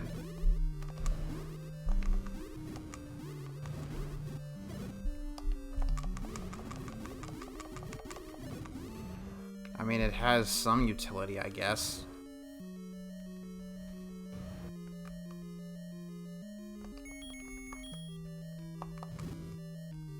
Ah, no, don't want the bats. Also, it takes a really long time to scroll up to your menu. Like, obnoxiously long. Please, just make it 1 second.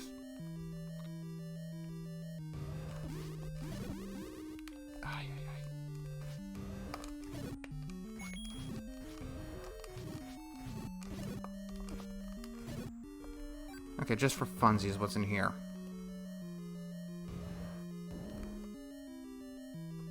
Ah, yes! A trap room.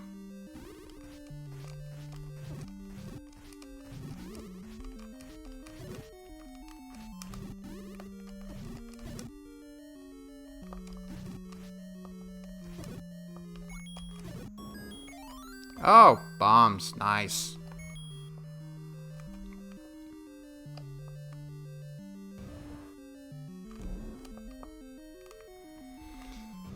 Alright.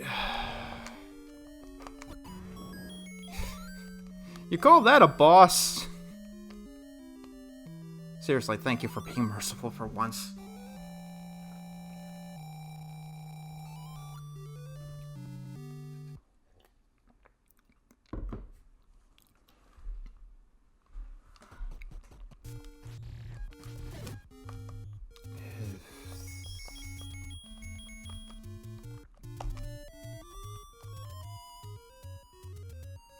We go...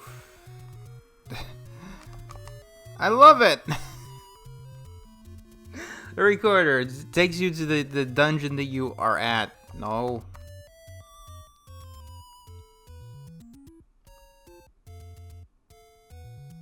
This is dungeon... I don't care. Dungeon 3.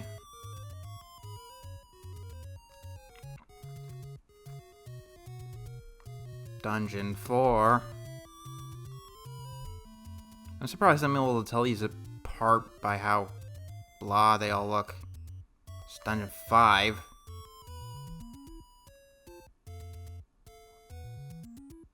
Then back... okay, I guess it doesn't record Dungeon 8. Yes, I said Dungeon 8. Close enough. I'm gonna try and see if I can get the rupees I need for Dungeon 7 last. Unless, let's go to the money-making game and hope that our luck is better today. It's not that I really need it. But I want it.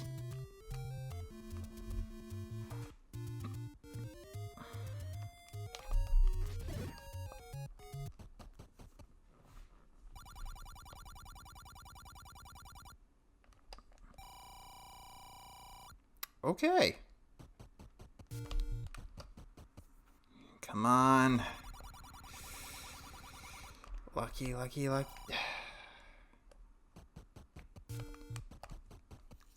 That's how they get you. They start with a good payout, and then they just take everything.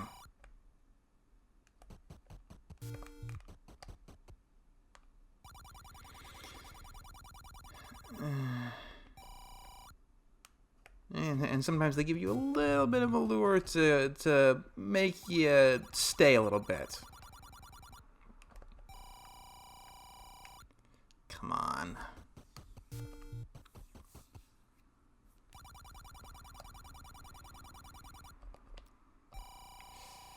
Oh my god. This is the true torture.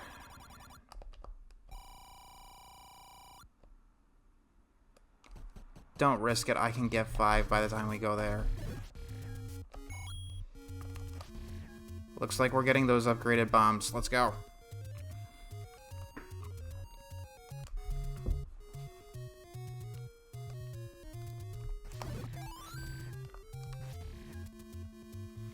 So Dungeon 8 will tell you that Spectacle Rock holds is an entrance. That's the literal phrasing. Using that map up there, please tell me what is Spectacle Rock. Seeing every single rock in the game, every single mountain thing, which one of them looks like Spectacle Rock to you?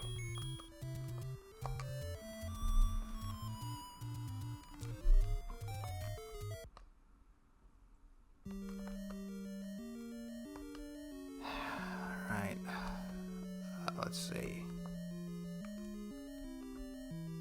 Actually found the maps of this place? That's surprising. Oh yeah, it's just moblins in this one.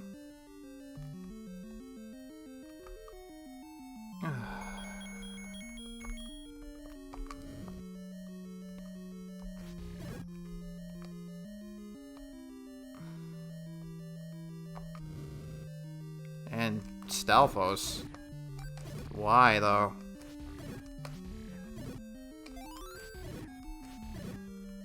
I still want money. It's probably going to be very helpful for fighting Ganon.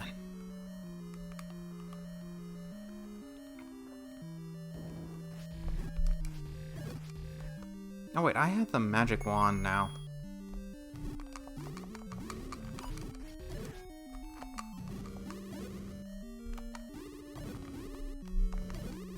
Okay, I take it back. It's not my least favorite weapon ever. Yep, there are the dongos.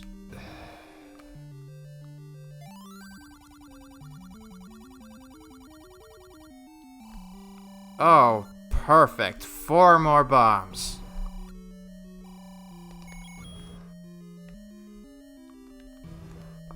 Why couldn't you start me off with like 9 bombs or 10 like a normal game? No, just fucking 8. Make everyone think it's just a limitation of the console.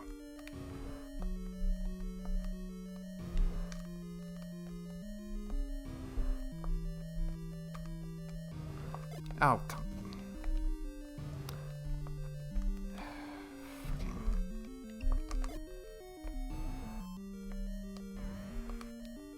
Thank you.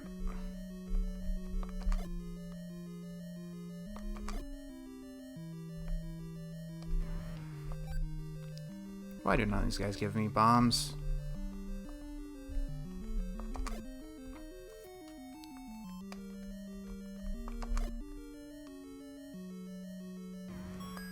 Oh, thank you.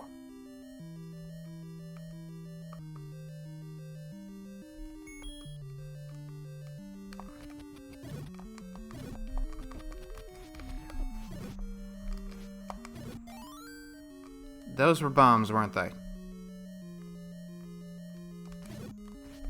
Oh, ropes. Yes. Ropes.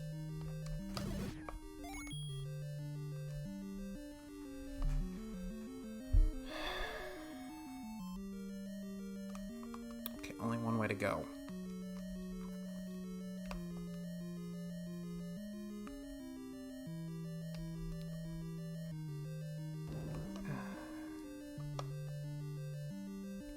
People really did have patience back in 1986.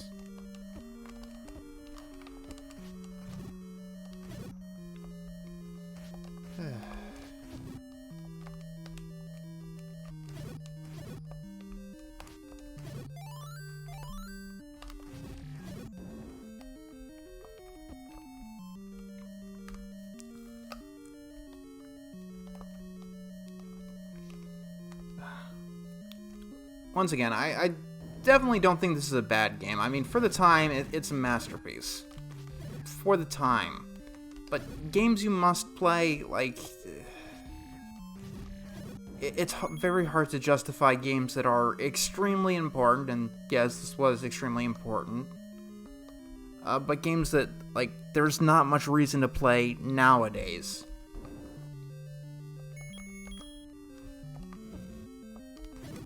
I mean, it's not like there's never been another game like this since.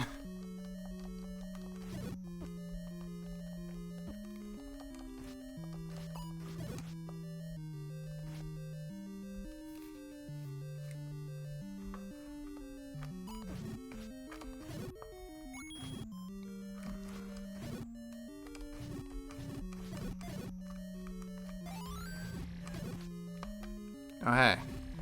I'm powerful now.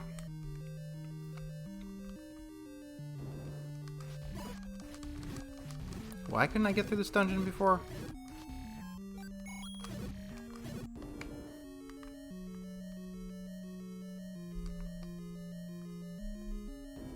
Oh yeah, because it dead-ended me.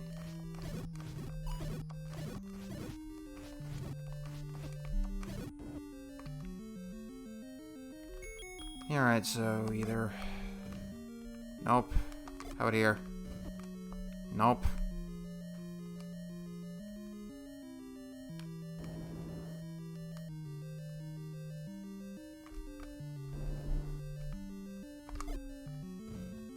There we go.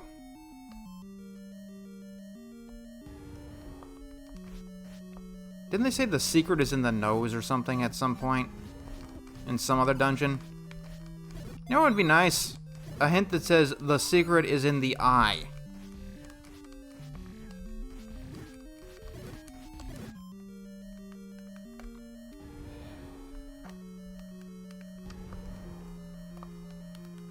Okay, which one is it?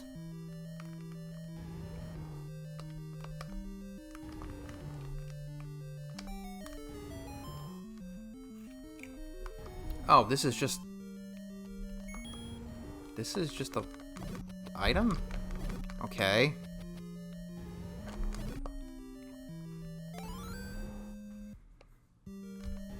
That's strange to me.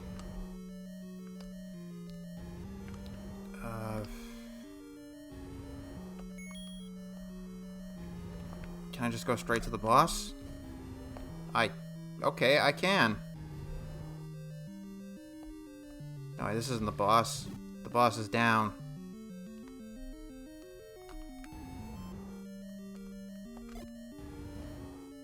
Okay.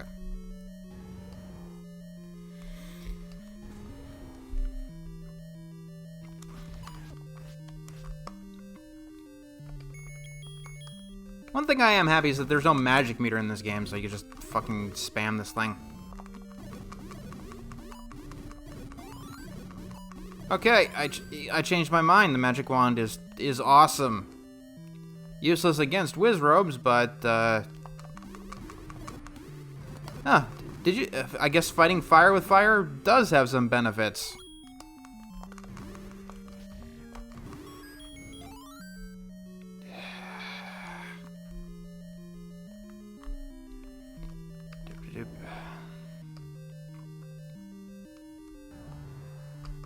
Oh, another goddamn dig dogger.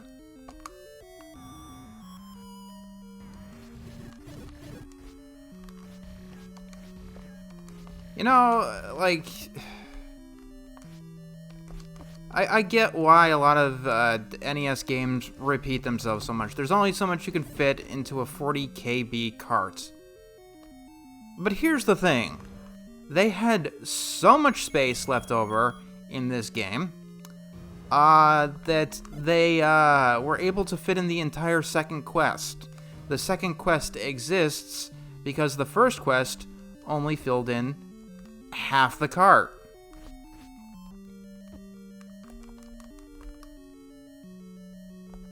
So, I think priorities were a little bit askew.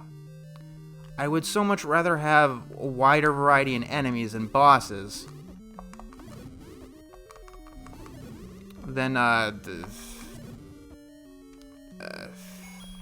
second quest that I'm probably never going to play.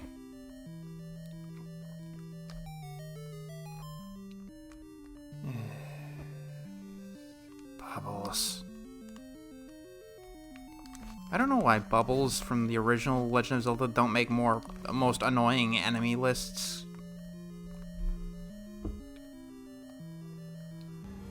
Or most annoying Zelda enemy lists, at any rate.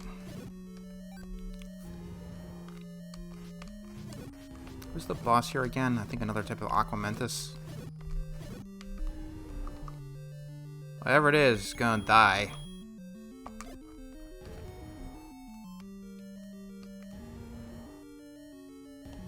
Oh, another type of Aquamentus. No, it's the original. This is just stupid. Like,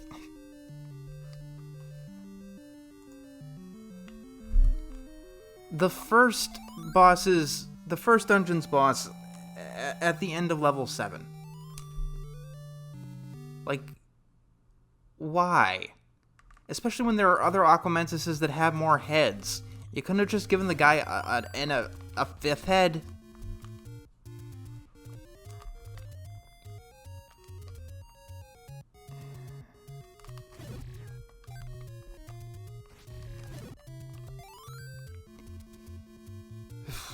Level 8, let's go.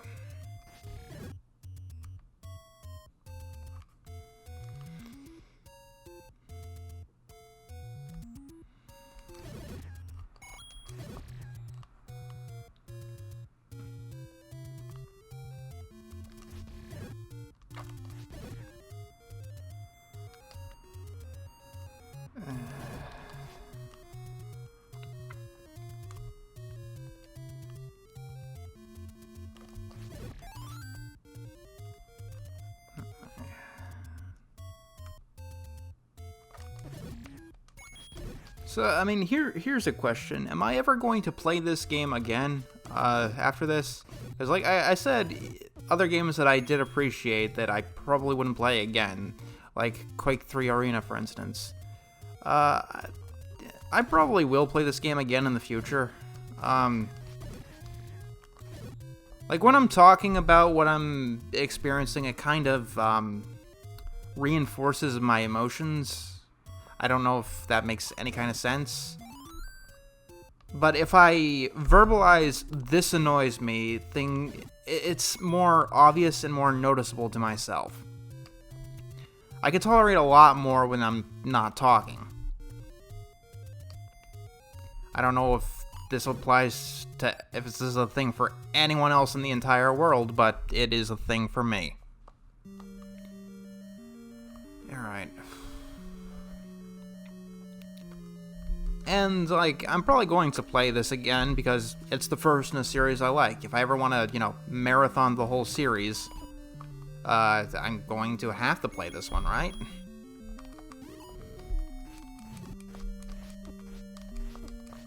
Yay.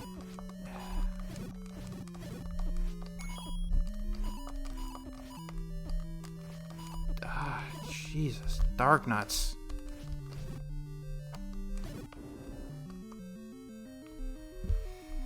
That's the way to start off level 8.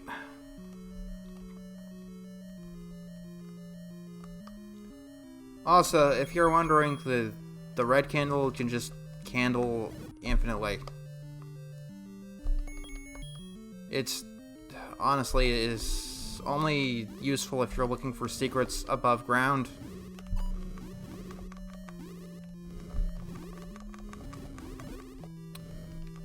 It's not really necessary inside the dungeons because the magic wand is a better weapon. Huh. It doesn't hurt the Pole's voices. Okay. Seriously though, why doesn't the recorder do anything towards the Pole's voices?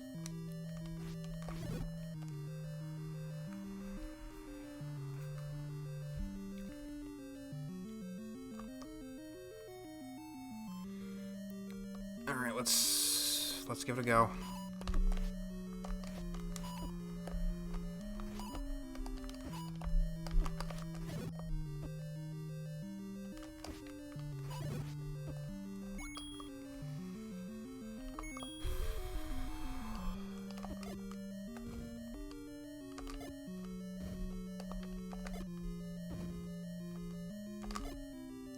So this room is an utter waste of time. Okay.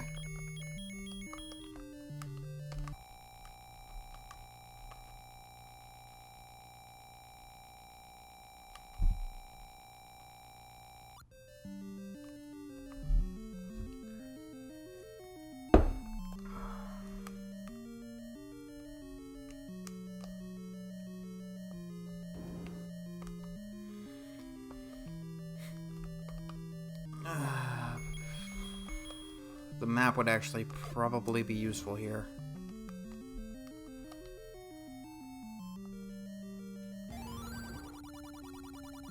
Spectacle Rock is an entrance to death.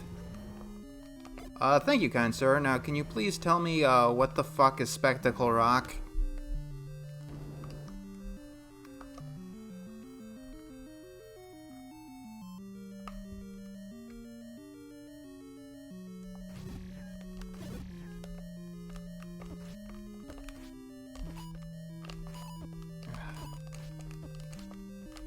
The Dark Nuts might be hard to hit, but at least they don't do damage like the Wizrobes.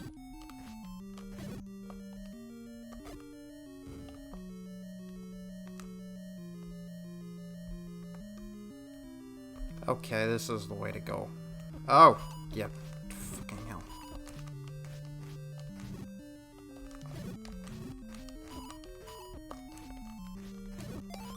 Gimme.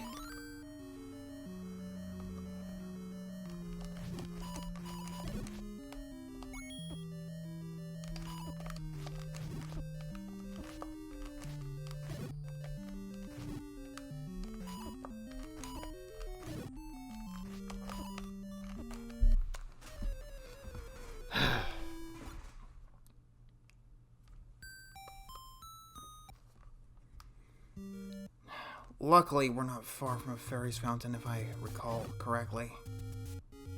Go up. This way. What was it? I wish I was paying attention to the map.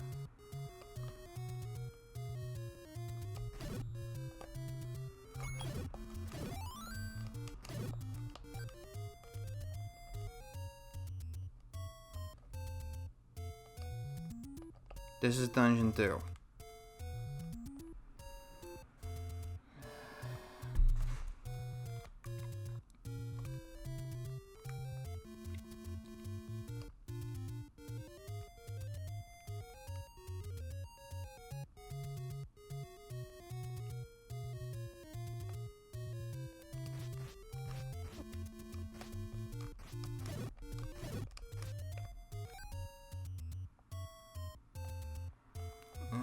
Okay, it's a bit farther than I thought it was.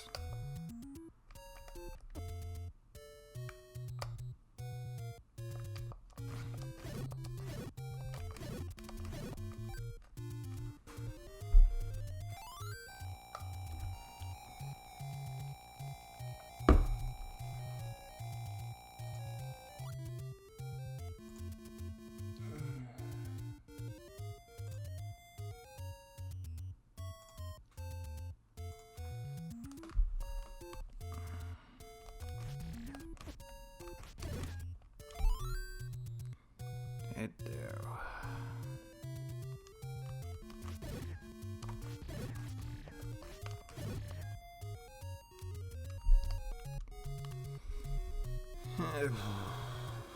I am certainly no speedrunner. Actually, this is a lot longer than the fastest time that I've ever beaten this game. Usually I can beat around 2-3 hours. I don't know how long I've been playing it this time around. But faster than I am now, that's what I'm trying to say. Okay, through this way.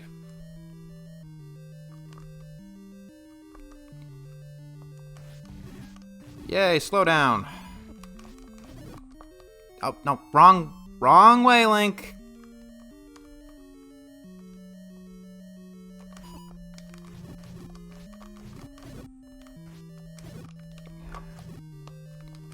The dark nuts themselves aren't the issue, it's the statues.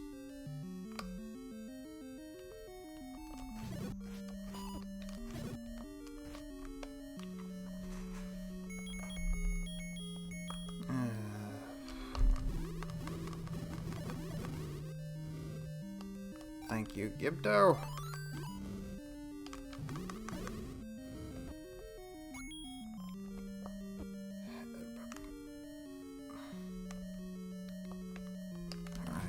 At least this room isn't too far in.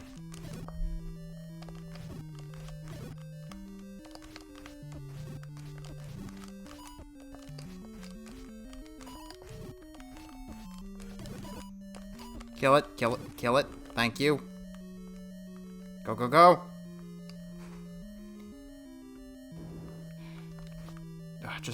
Just ignore them.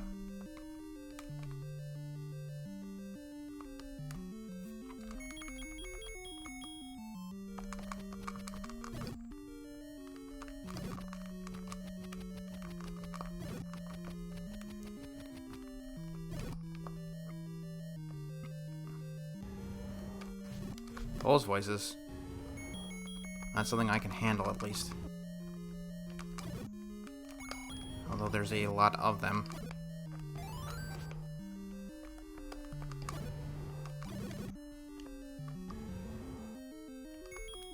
Just out of morbid curiosity. Holy shit, we can end this level now.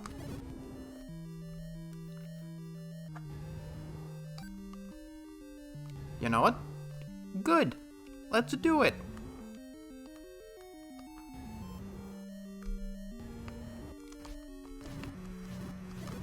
Oh, hey. Hi, Aquamantis. Fancy seeing you here.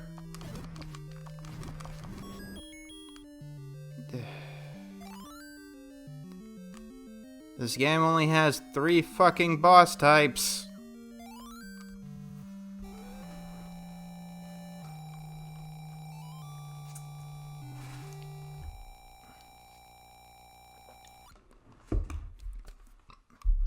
Alright. I don't think that I found absolutely everything, so I don't know if this would count as 100% run. You guys in the comments, tell me. And, I'll figure out if it is by next episode. No, I'm not doing the Zelda games in order, by the way, so Link's Awakening probably isn't gonna be next. I want to do a 3D one, you know, mix things up a little bit.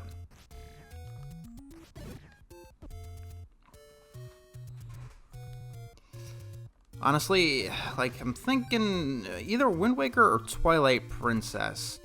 Because, like, I really want to go after the maybes right now. You know what?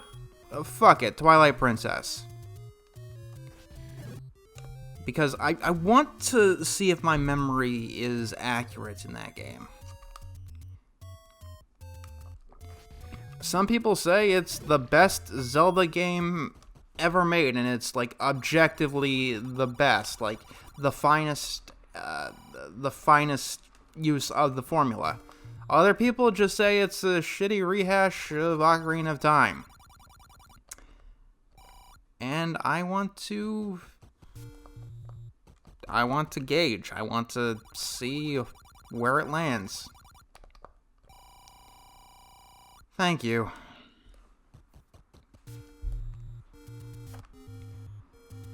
Alright.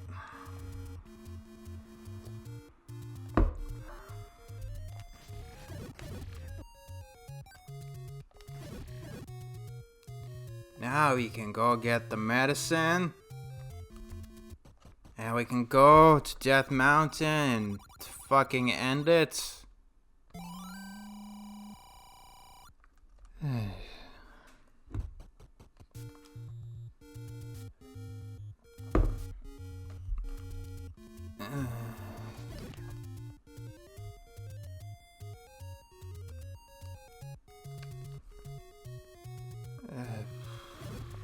Why do I keep saying Death Mountain? There's no Death Mountain in this game.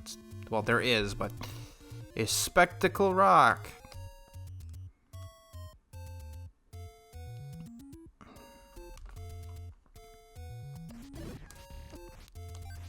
Levers.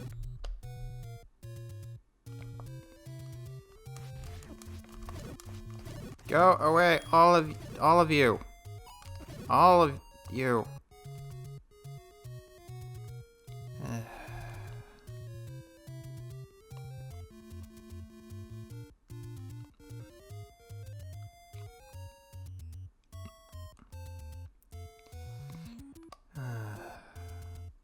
Say you can beat the game without ever going into the Lost Woods, which is great because the Lost Woods fucking sucks. Ow. I stand by my opinion. Going the right way.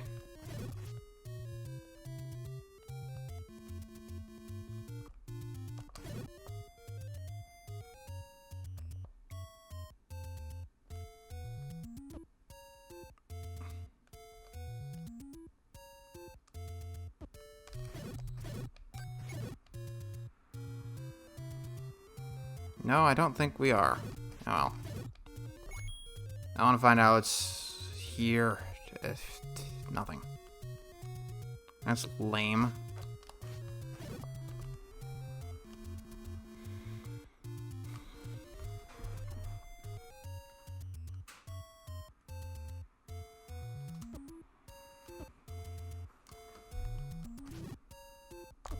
Also, I don't know if I've mentioned this before, but the falling rocks in this game, these things, they always reminded me of like Munchkin donuts, you know, donut holes that you can get at Dunkin' Donuts. They look exactly like them, basically, if they were plain or glazed.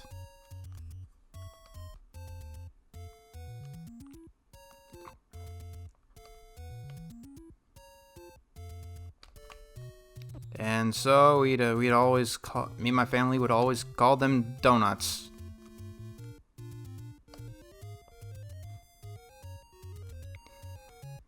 All right.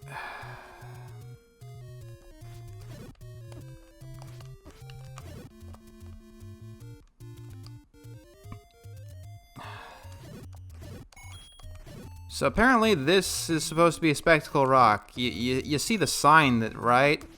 Oh my god.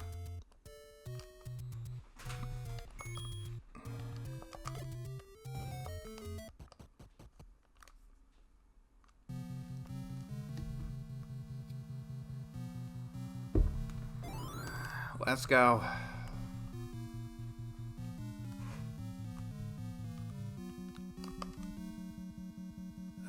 We gotta go the fastest possible route, or we are never going to survive.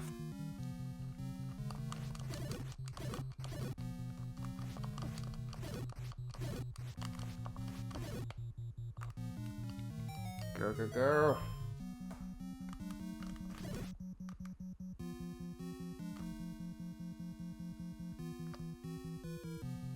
Ah, legs.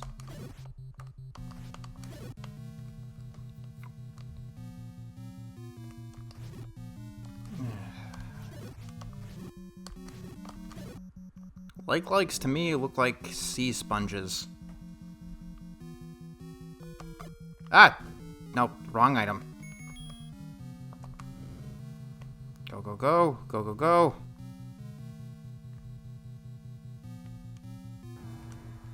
Alright.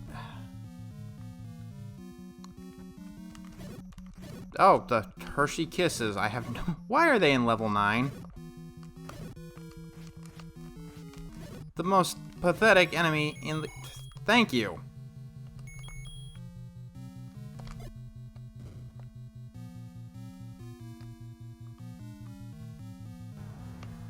This is Petra. I have no idea why it's named after, like, a monument, but it is Petra.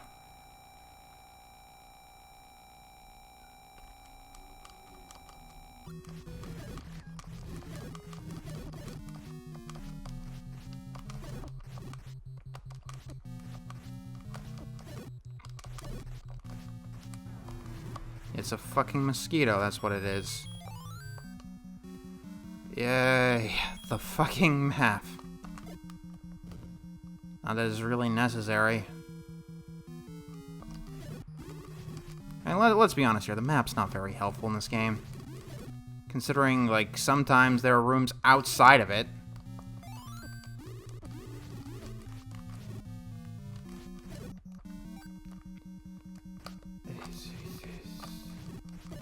Okay, so this place is key to, 2 items, I believe. Ganon's dungeon. Now, there is one item that I missed. And that's the skeleton key. I never get it because it's never mandatory for me. And hopefully, let's hear our favorite song one more time.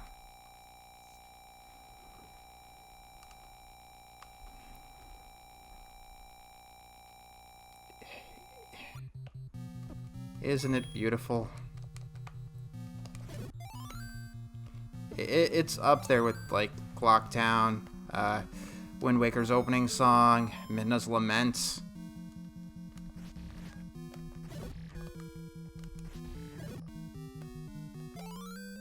Yay! I am Santa Claus! Let us defeat Ganon. Eh. The red tunic's probably not necessary.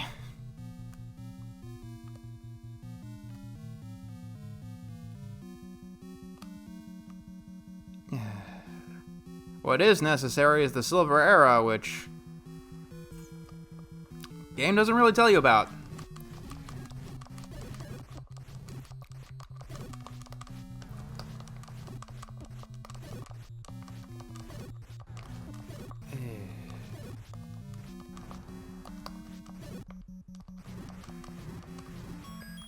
Oh, thank you.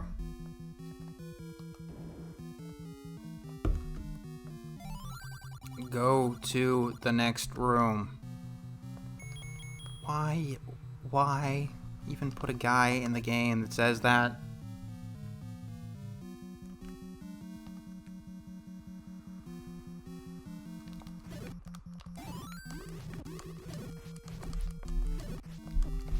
Oh yeah, now I'm all armored up. I can take some extra damage.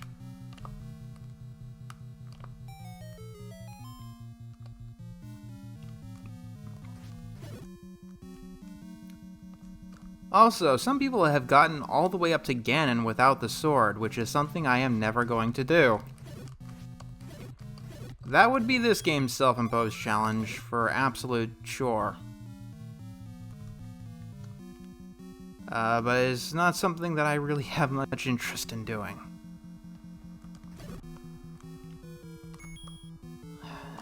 When I do self-imposed challenges, I like doing it with games that I actually, like.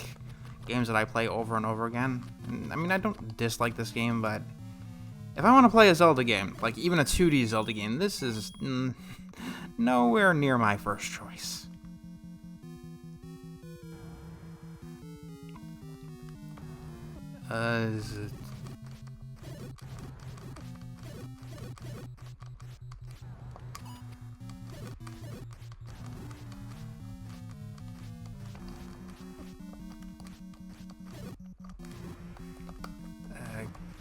There we go.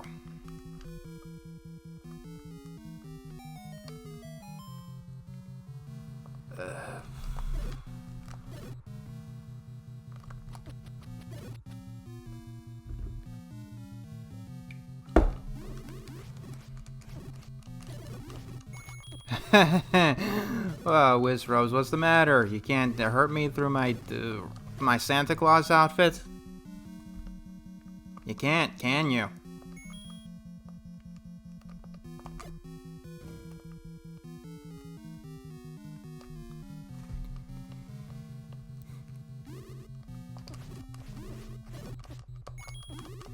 God damn you, Bubbles.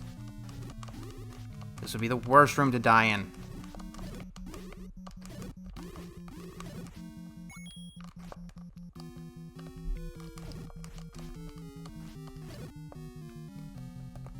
Because this is the room where you get the silver arrows.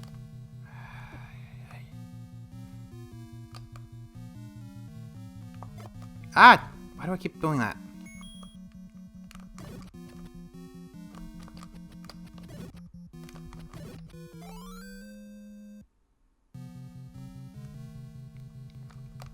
Okay, we got the silver arrows.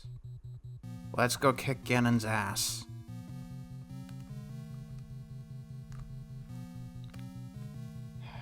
That sounds like a fun thing to do on a Sunday night.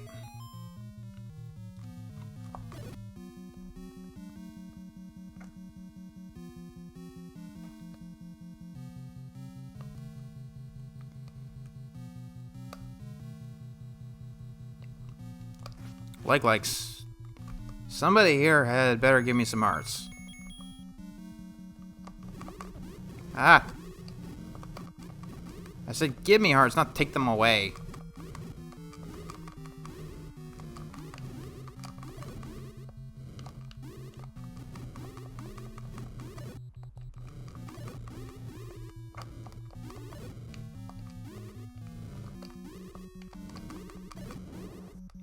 Nobody?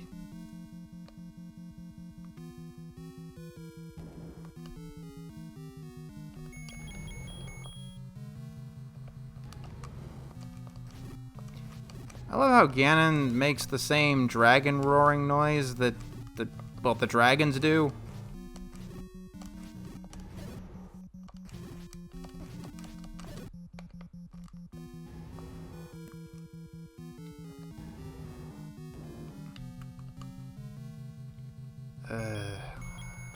We can avoid the Wizrobes in this room. Go in here. We are going to die.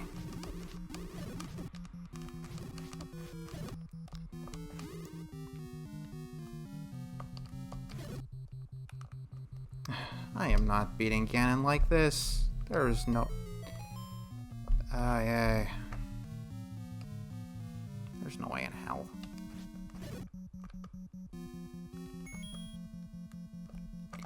Also, this game does have the obnoxious beeping that Zelda games are known for when you're low on health.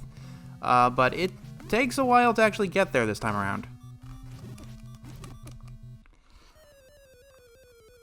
Which is good. Like, the game shouldn't have any at all. Let's save. 11 deaths. Let's hope that's the max.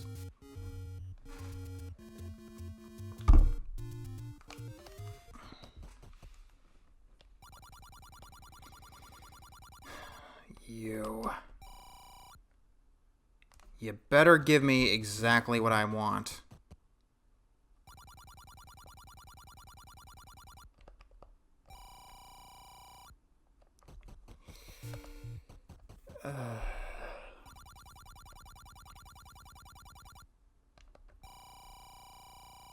Yes, thank you. Hopefully that's the last time I ever have to play that game. Then again, I'm sure that this isn't going to be the last time that RNGesus screws me over in this quest.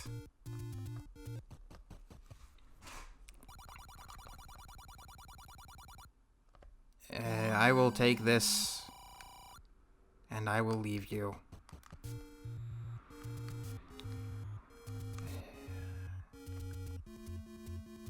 Oh, hey, for once, Link isn't blending into anything.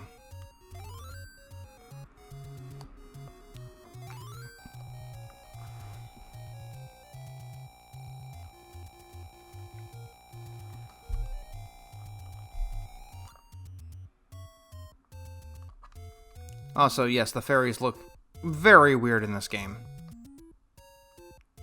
Like, incredibly weird.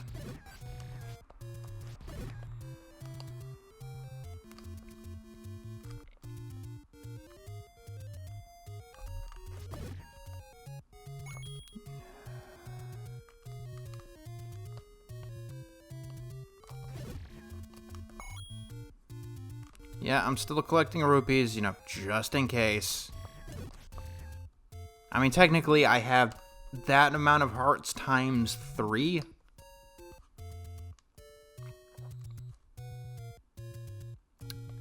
So,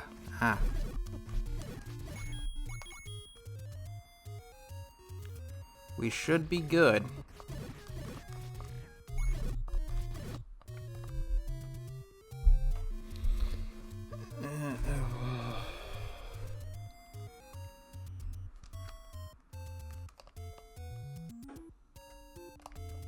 Dodge the donuts.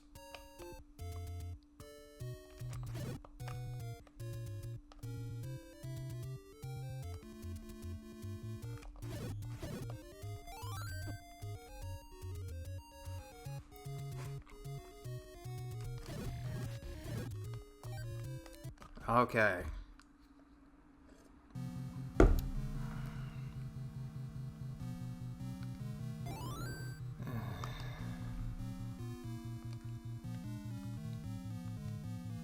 Don't have to worry about side items. Just gotta go.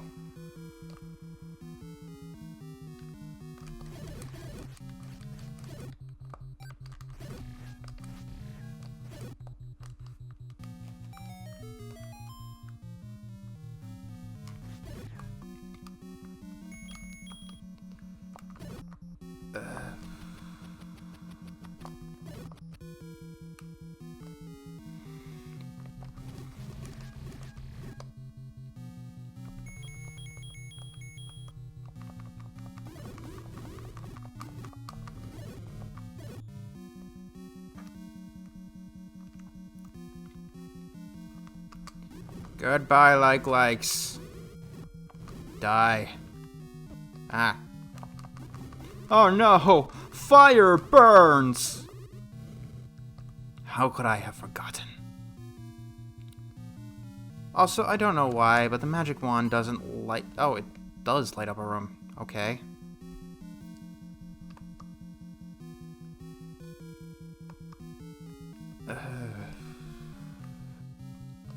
I don't know as much about this game as I thought. Although I really wish the game wouldn't pause for a guy to type out something I already know the answer to.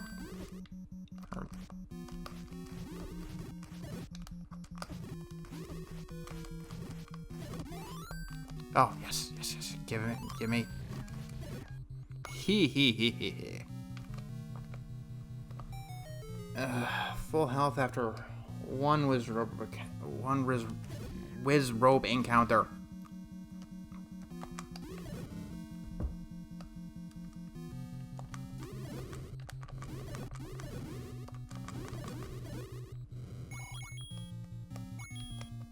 Has some good rewards.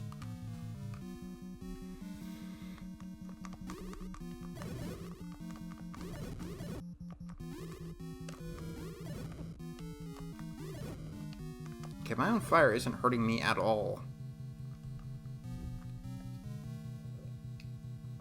Ah, I splashed water on my face. Ah.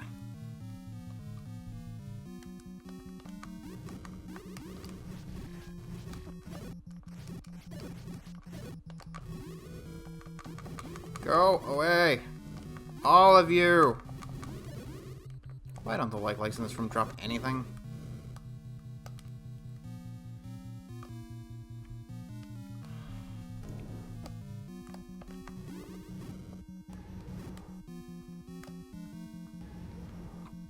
These whiz robes can be ignored.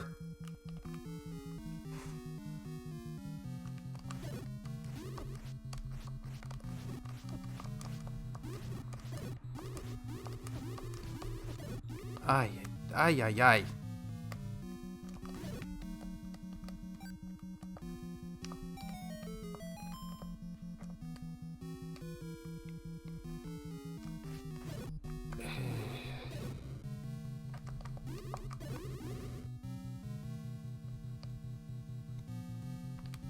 More Wizrobes. I mean, these ones technically can be ignored, but probably not wise.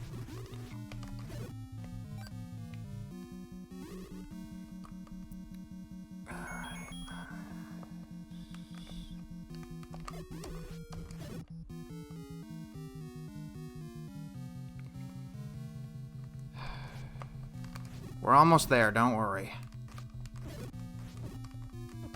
Yes.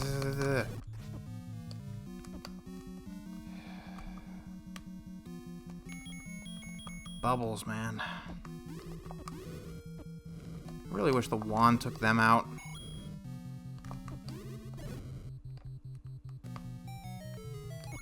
Why am I still collecting rupees?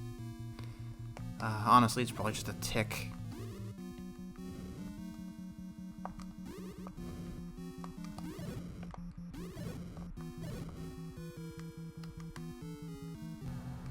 Oh, Petra. Oh, I am so scared.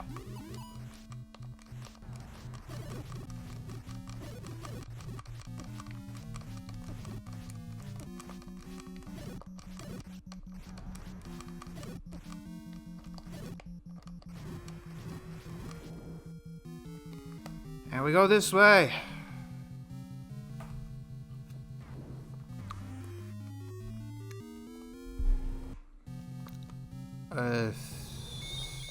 Take out the bow.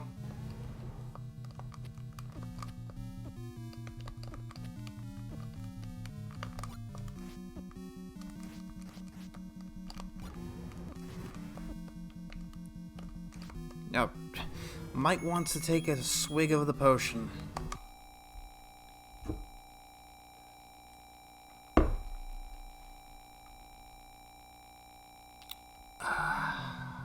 Awesome.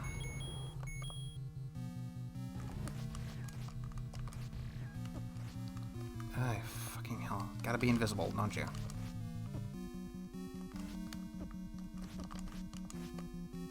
Come.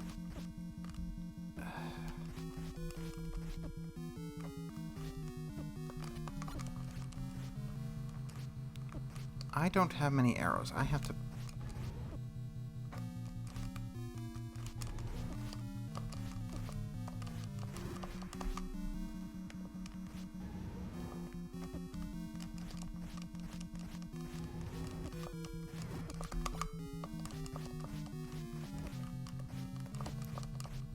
Alright, there is a pattern to it. You just...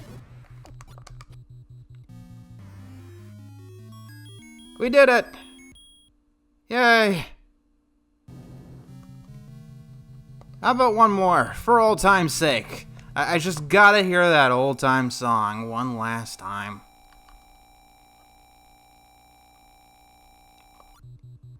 Let's go.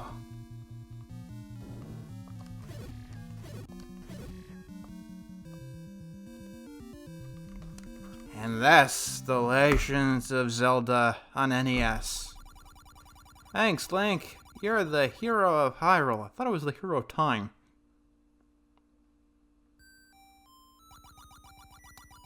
Finally, peace returns to Hyrule. This ends the story. I guess there's some really... I don't know what to say. At least this NES ending is spelled correctly. That's a surprising rarity. But, the game has aged poorly. It really, really has. I have to say no to it, but I do understand why it's in the book. Like, it's the original, it's the NES. It's the start of a quest, and people do say it's one of the best games on the NES. And if there weren't any other games like it, you know, like a whole franchise, then it probably would be a yes. But there are so many other better games in the franchise. A lot of the game is grinding for rupees, like, that must be noticed. Yeah, you can gamble and get some more, but that's RNG if you haven't noticed. It's very, very cryptic, which can be a good thing, But a lot of times it's not, when the hints don't make any sense at all. Like, Spectacle Mountain is an entrance to death, because anyone playing the game would know exactly what Spectacle Rock is. That's just one example. The Dongo dislikes smoke. I mean, yeah, if you have the manual, it probably makes more sense, but many people don't have the manual. Although, yes, I will say that the manual for the original NES Zelda is quite beautiful. Honestly, it's probably one of the best things about the game, which is quite sad. I did have some fun playing this again, but on another note, I had a lot of frustration too. So that is my final verdict on this one. I hope this doesn't end up too controversial. But yeah, like, for modern gamers, I don't see much of a reason to play this unless you really want a challenge, and you're not a sadist for going after Zelda 2. And no, Zelda 2 is a game that I haven't been able to beat. That ends this one. Goodbye. I am tired.